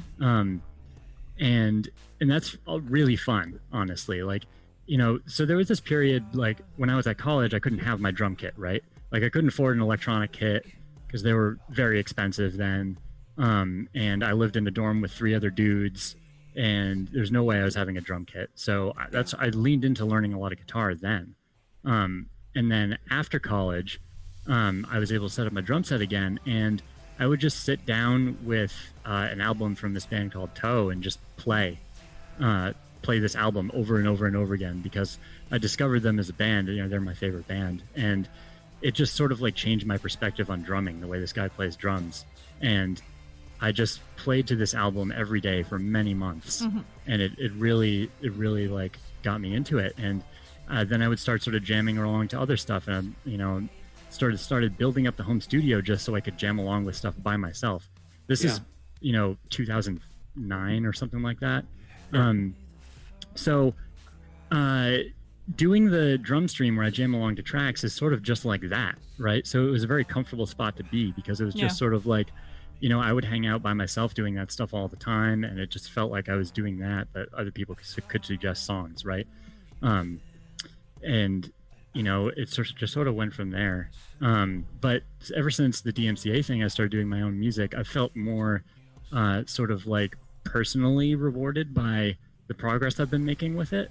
And I feel more like it's like what I want to be doing, but it's maybe not necessarily what people want to hear all the time. Because what I played for you earlier is a song that I've been playing for many years, and I know it very well. It's like deeply ingrained in my head. And a lot of the time on my stream, I'm just playing terrible nonsense. It's just... It's hey, just that's the like best. Shout out to C4103 right now. Terrible nonsense. Terrible nonsense. Hey, I'm with you on that. Yes. Yeah. But a lot of it's just like, people come in and I'm like hitting wrong notes and playing whatever. And that's just sort of like the way I learn. I learn to do something sort of by brute forcing it, right? Because I don't have time to like sit down and master an instrument and also do all the tech things for the stream. Yeah. And also and also do like the menial stuff, like setting up the cards on my Twitch page and updating those things, like doing all that. Like that, all that stuff is so much work. Yeah. And like a lot of people don't realize how much work goes into just like maintaining a presence on Twitch, even in a very minimal form. Yep. And I just sort of like, when it comes to especially the guitar, I'm just sort of winging it. Like I don't know theory or scales anymore. Like I studied that stuff a long time ago, but it's long since left my brain. I'm a large proponent of I believe that every human has like a quantifiable storage capacity to their brain, and that when you hit a certain point, you're just sort of like overflowing it or replacing stuff. Oh yeah. Very true. That's why I forgot things like, all the time. Yeah, you have to be sort of just very judicious with what you keep in there. Yeah. Yeah.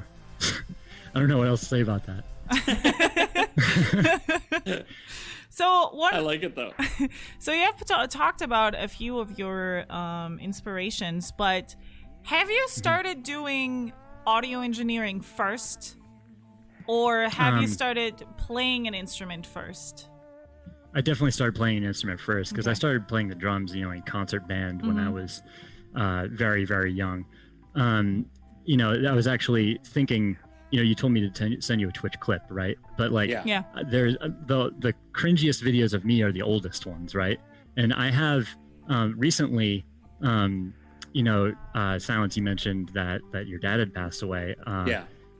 Early in 2019, my brother passed away of a heart attack, and after that, I just really didn't feel like I could do anything for a while. But one of the things that was sort of cathartic after that was my dad has a huge collection of old VHS tapes, and I started digitizing them, right? Okay. And I found this video that was a clip of a talent show that I was in like 6th grade. Oh my God. And my dad is playing the guitar, and I'm playing the drums, and I think it might be in 5th grade because like my sister was on stage, and I remember we had to convince my sister to come on stage with us. Like she was really nervous about it and didn't want to do it. But we just gave her a tambourine. We're just like, just hit the tambourine on beat. And like thinking back, like, and watching the video, she's like mortified, like terrified of being up there. And like, yeah, it's just really funny to watch because like I'm so young, and yeah, I don't know exactly where I was going with that. No, it's. I think you were talking about the catharsis of it, and it's the same thing. Yeah, like for me, it was just I had to do it. Like it was. I think you understand. Like you said, you have that period of time where you can't really do anything, and then you got to do something. Otherwise, the hole just kind of keeps getting bigger. It's like, all right, I got to do something to start filling this back up or figuring it out. Because, especially because a lot of younger people probably watch the show. And I am a person that I was very arrogant about my feelings about death. I always felt like, oh, I'd be able to handle it. It's just it's a part of life. Really? All the stories you tell you. I was. Well, and I'm a person that, that's just what I thought. And then once it's a hard thing to explain to somebody until they experience it, that your life is never really the same afterwards. Even if it's kind of a minor person or someone that you weren't super close to, it leaves a hole in your life, and then you kind of have to figure out, all right, well, what am I going to put in that place? Because otherwise it's just going to stay empty. And every time I think back to that thing or that person, if I haven't kind of built around it, it's normally just going to send you back into that spiral of feeling miserable and sad and awful and realizing all the things that you're missing. Now, it's never quite the same. It's not like you replace the person, but it's like, all right, well, you know, exactly like you described. My dad was probably the reason I was so into music, because he was a singer, and I mean, just one of the biggest music aficionados. He just listened to music all day, every day, and was constantly singing, constantly.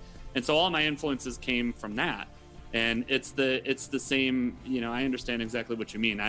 My family was never supportive enough to, you know, take footage and things like that when I was younger, but at the same time it was like, I can understand exactly what you mean.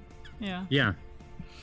Well, so since we're heading into overtime. Yeah, I actually want to show. I actually want to show a clip before we go into overtime. I mean, it's part of the overtime, but let's. It's part of overtime. Yeah, I'm curious which one you picked. I picked two actually. Yeah. So this one is called "When You Really Get in Them Feels." Let's see. Oh yeah, this is very early on. This is sort of shortly after I discovered Mexico.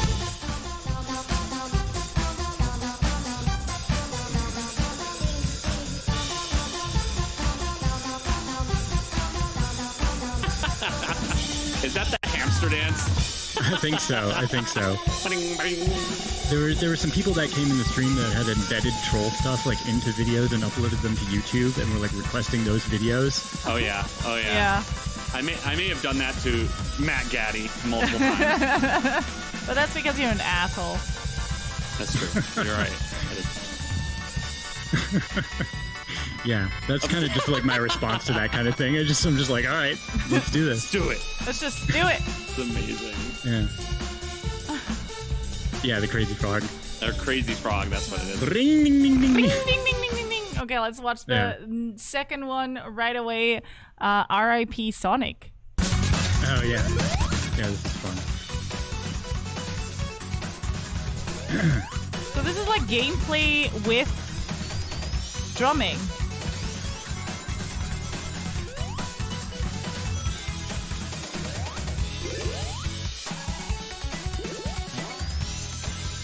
Sorry, my battery died. I use a wireless headset. Yeah, so so my roommate there is upstairs. This is our old place that we lived in. And he's playing on the couch, and this is actually, the way I accomplish this is actually like really crazy technical feat kind of, where I'm using, the company I worked for at the time, Motu, makes these audio interfaces that can send audio in real time over the network.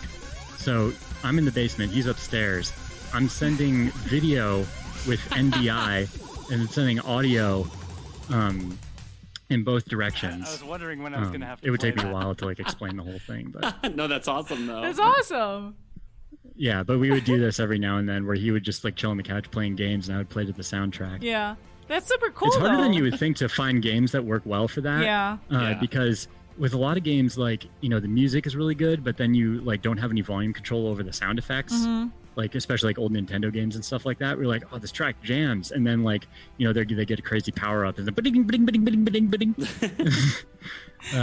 But yeah, that was a lot of fun, and I've been meaning to do those kinds of things again, because like we could easily pull that off. Yeah, that's really cool, because that's something that I don't see on Twitch a lot, where it's like you're playing a musical instrument to a soundtrack.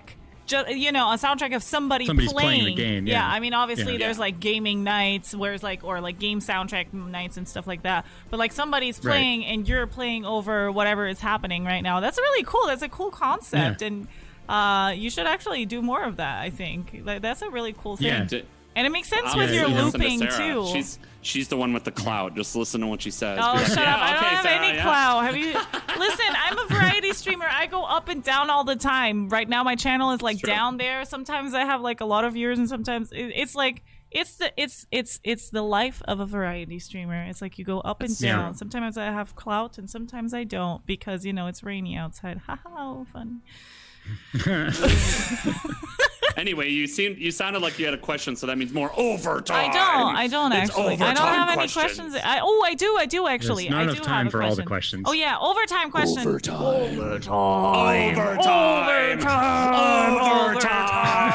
I'm not prepared with reverb. Should have told me to have reverb ready. Yeah, obviously. I mean, I have a foot pedal. I'm ready, bitches. You're a pro streamer.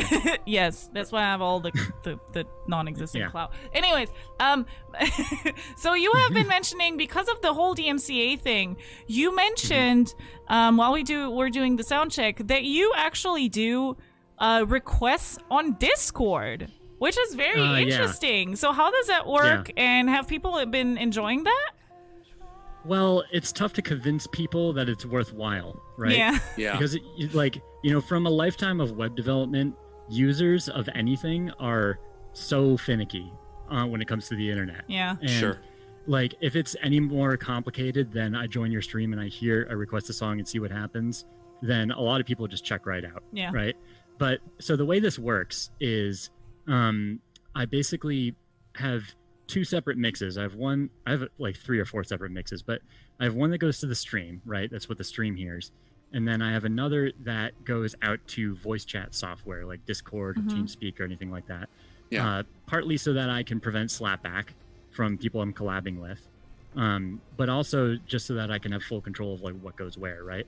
So I also, since I'm using Ableton Live for everything, on the bus that goes to my voice chat programs, I have this, it's called a Max for Live plugin. So Max for Live is like a programming language that you can use to write plugins and stuff for Ableton. Right? Yeah. So this thing is just a really simple plugin. It's called Extreme Delay. And it allows you to basically type up to an hour delay in milliseconds for the audio going through any channel. Okay. So I basically just like figured out that it's somewhere in between 3.5 and 4.5 seconds when you're streaming at 1080p 60, 6000 kbps that it takes for your viewer to see the video. And it's going to be slightly different for each person depending on where their ingest server is. Like, you're never going to get it perfect. It's another one of those things where like you can't just chase perfection. But I can get it close enough where basically if somebody requests a song, I can play it back through the separate mix that only goes out to Discord and TeamSpeak, right? And then people can click the Discord link, either in my profile or in the chat, and then they go and join the voice channel in Discord, and they hear the whole request there, and you just mute the audio on Twitch. Yeah. Right. And that way, the only thing going to Twitch is just my drums, and then, in Discord, you hear the whole request. So, like, it's still technically illegal. It's not...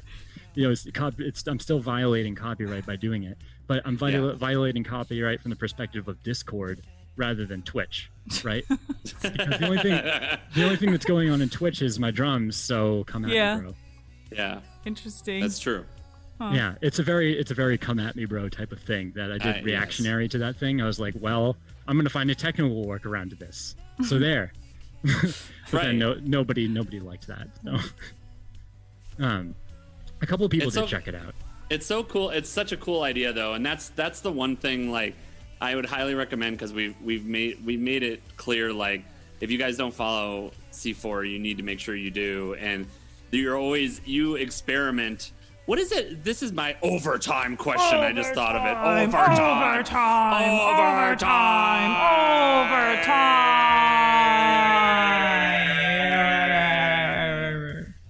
All right, so that's beautiful. Why is it always that drum streamers are the most techie?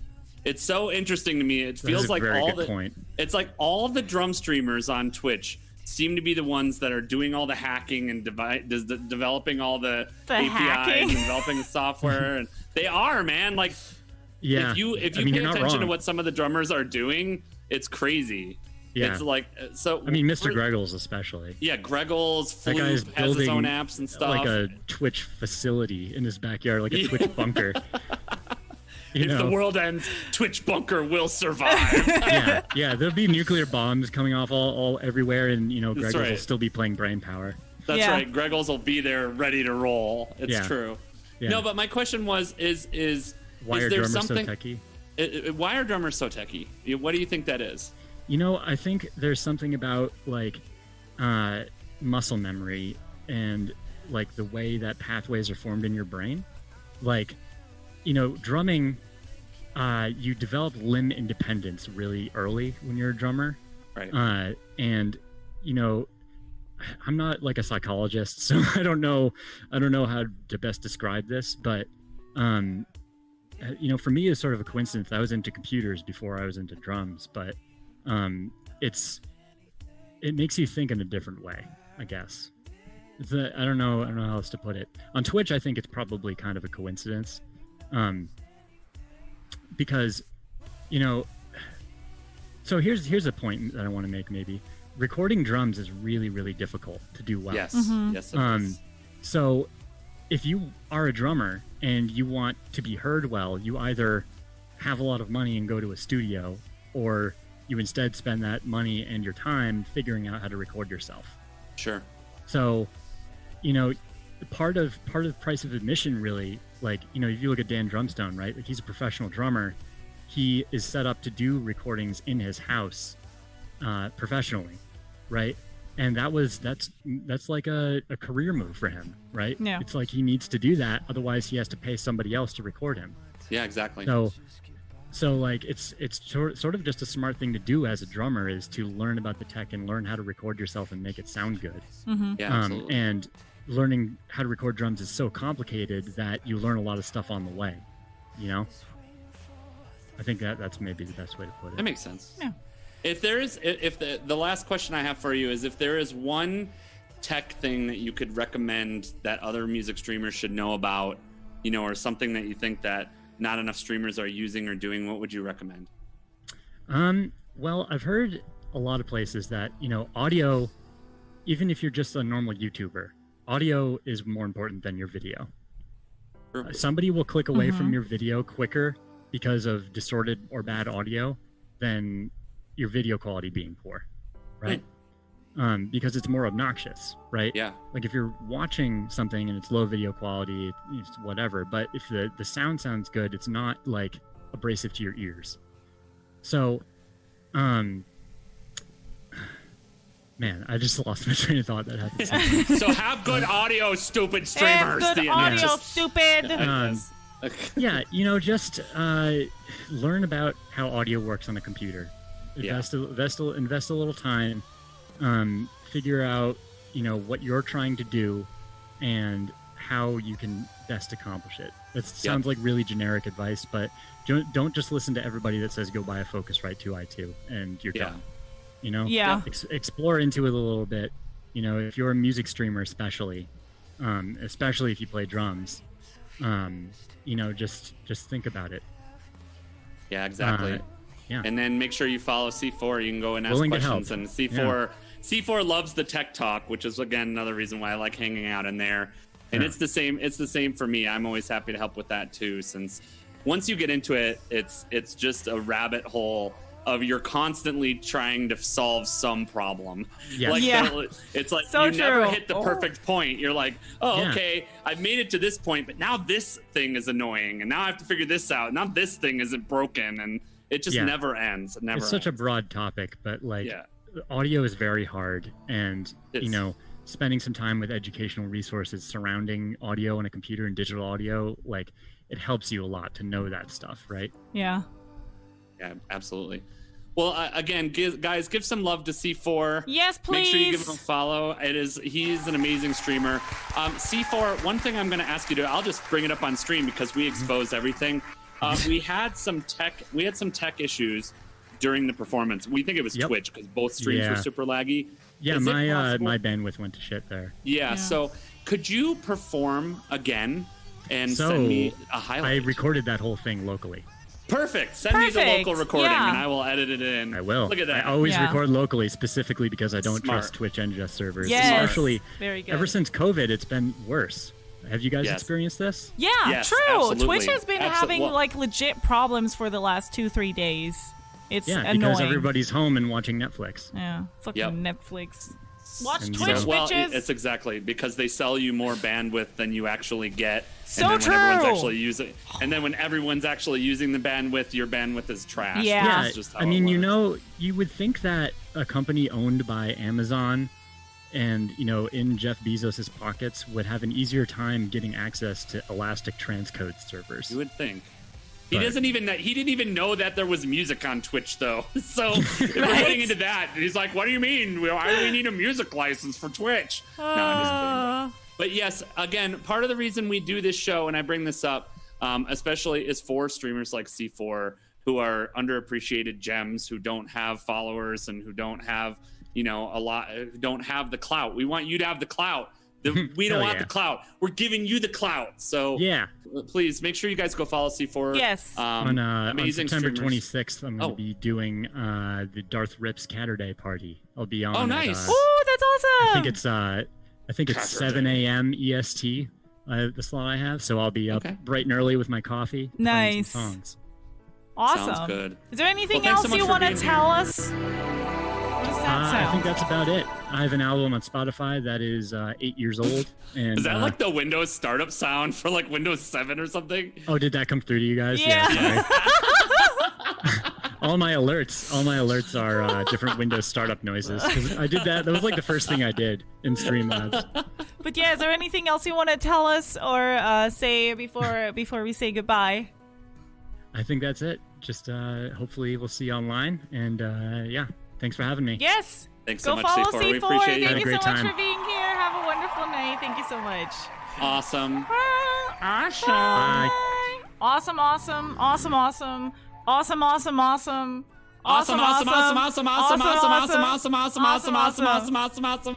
Buy my EP. Buy my EP. Go follow C4 right now and buy Silence's EP right now. That has been the joke. I was told that if you may never have watched the show, but it's one of my favorite shows from when I was growing up. There's a show called The Critic that was voiced with John Lovitz, and there's a whole episode where he publishes a book, which is one of the funniest episodes of the show that's ever been out there.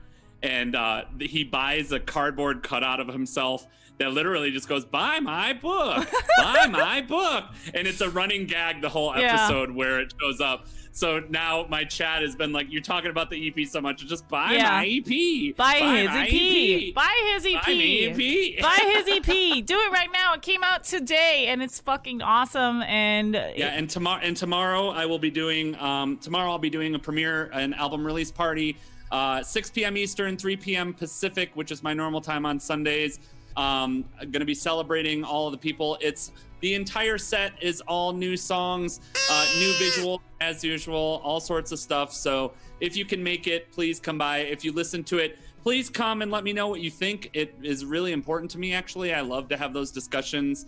Let me know what stood out to you and what you liked. And if you didn't watch the video with Sarah Jazz and I don't know if she has a command for it at this point. I don't. Make sure that you watch that as well. You should have one. I think we're getting close to 5,000 views now. So, wow. So we'll keep pushing it forward and trying to get some more. I have never had. This is my goal, guys. I think I've sold like close to 10 EPs now, which that is a huge number for me. 10 is way better than 0. So at this point I've sold 10 and I've never had a song reach over 100 streams on Spotify ever. So like for me, that's kind of my goal is if you want to listen to it on Spotify, check it out, or whatever streaming service you use. It's all thesilencenoise.com. Yeah, go on thesilencenoise.com. Click all that there. link. I put all the links. Click it. I put all the links there and make it easy and nice to find. Only $4.20 too. It is only $4.20. $4.20, which for you that's like €3.90 or something. That's nothing. Yeah, C4 send me that link. Send me that link. Consume. Oh, there you go. Consume his EP. Consume the EP. And show up tomorrow. Show up tomorrow at 6 Eastern, 3 Pacific. 6. And next week we had a little programming change. Unfortunately, Matty LaRusso is not able to make it. He's going to reschedule with us in the future. But next week we have Rosemary Teal joining us, who I do believe will be the first streamer to ever cry on Music Exposed. Why is she going to cry? That's just her thing. It's just her thing. She cries? So Rosemary Teal is a newer streamer on Twitch. I was super excited because this slot was a slot for a smaller streamer, which she just became an affiliate in the last month. And she's an amazing artist, and I'm super excited to have her on. And her thing is that she cries. So you know what? She'll probably cry. She'll be our first crier. Yeah, that's great. That's great. Yeah.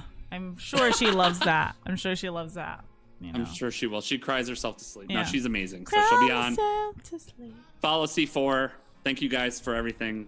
Catch you next week, yo. Bye, Silence. Thank you for being here. Bye. Have a good night. Bye. Well, thank you so much, everybody, for being here. Go follow C4 right now. As you saw, he's very techy, very awesome, very innovative. I kind of want to see more of those streams where it's like somebody is playing a game and on the other side he's playing along and maybe even looping, not only drumming to that, because I think that's innovative. That's like, it kind of merges perfectly the gaming aspect of Twitch with the musical aspect of Twitch. And see more of C4. And I'm super, super, super, super happy that C4 was here. Thank you so much. And and Silence Noise also, obviously, go buy his EP. Buy his EP. Next week on Saturdays, 5 p.m. Eastern, as always, we're going to have Rosemary here. And if you want to see the official release and live performance of the full EP by the Silence Noise, go over to his channel tomorrow at 6 p.m. Eastern. I will try to do my stream before that, so hopefully we can... Oh my god, shut the fuck up, Sarah. Pretend stream. Have some money, you filthy horses. Thank you so much, Pretend Stream Daddy, for the 220 euros.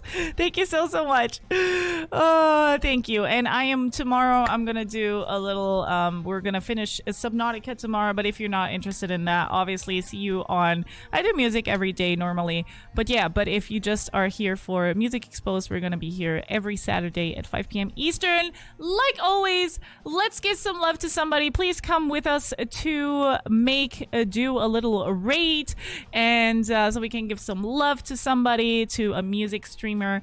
And thank you so much for being here, guys. Have a wonderful night, and see you guys maximum on Saturday or tomorrow on my stream or on Silence's stream. Have a wonderful night. Bye, guys.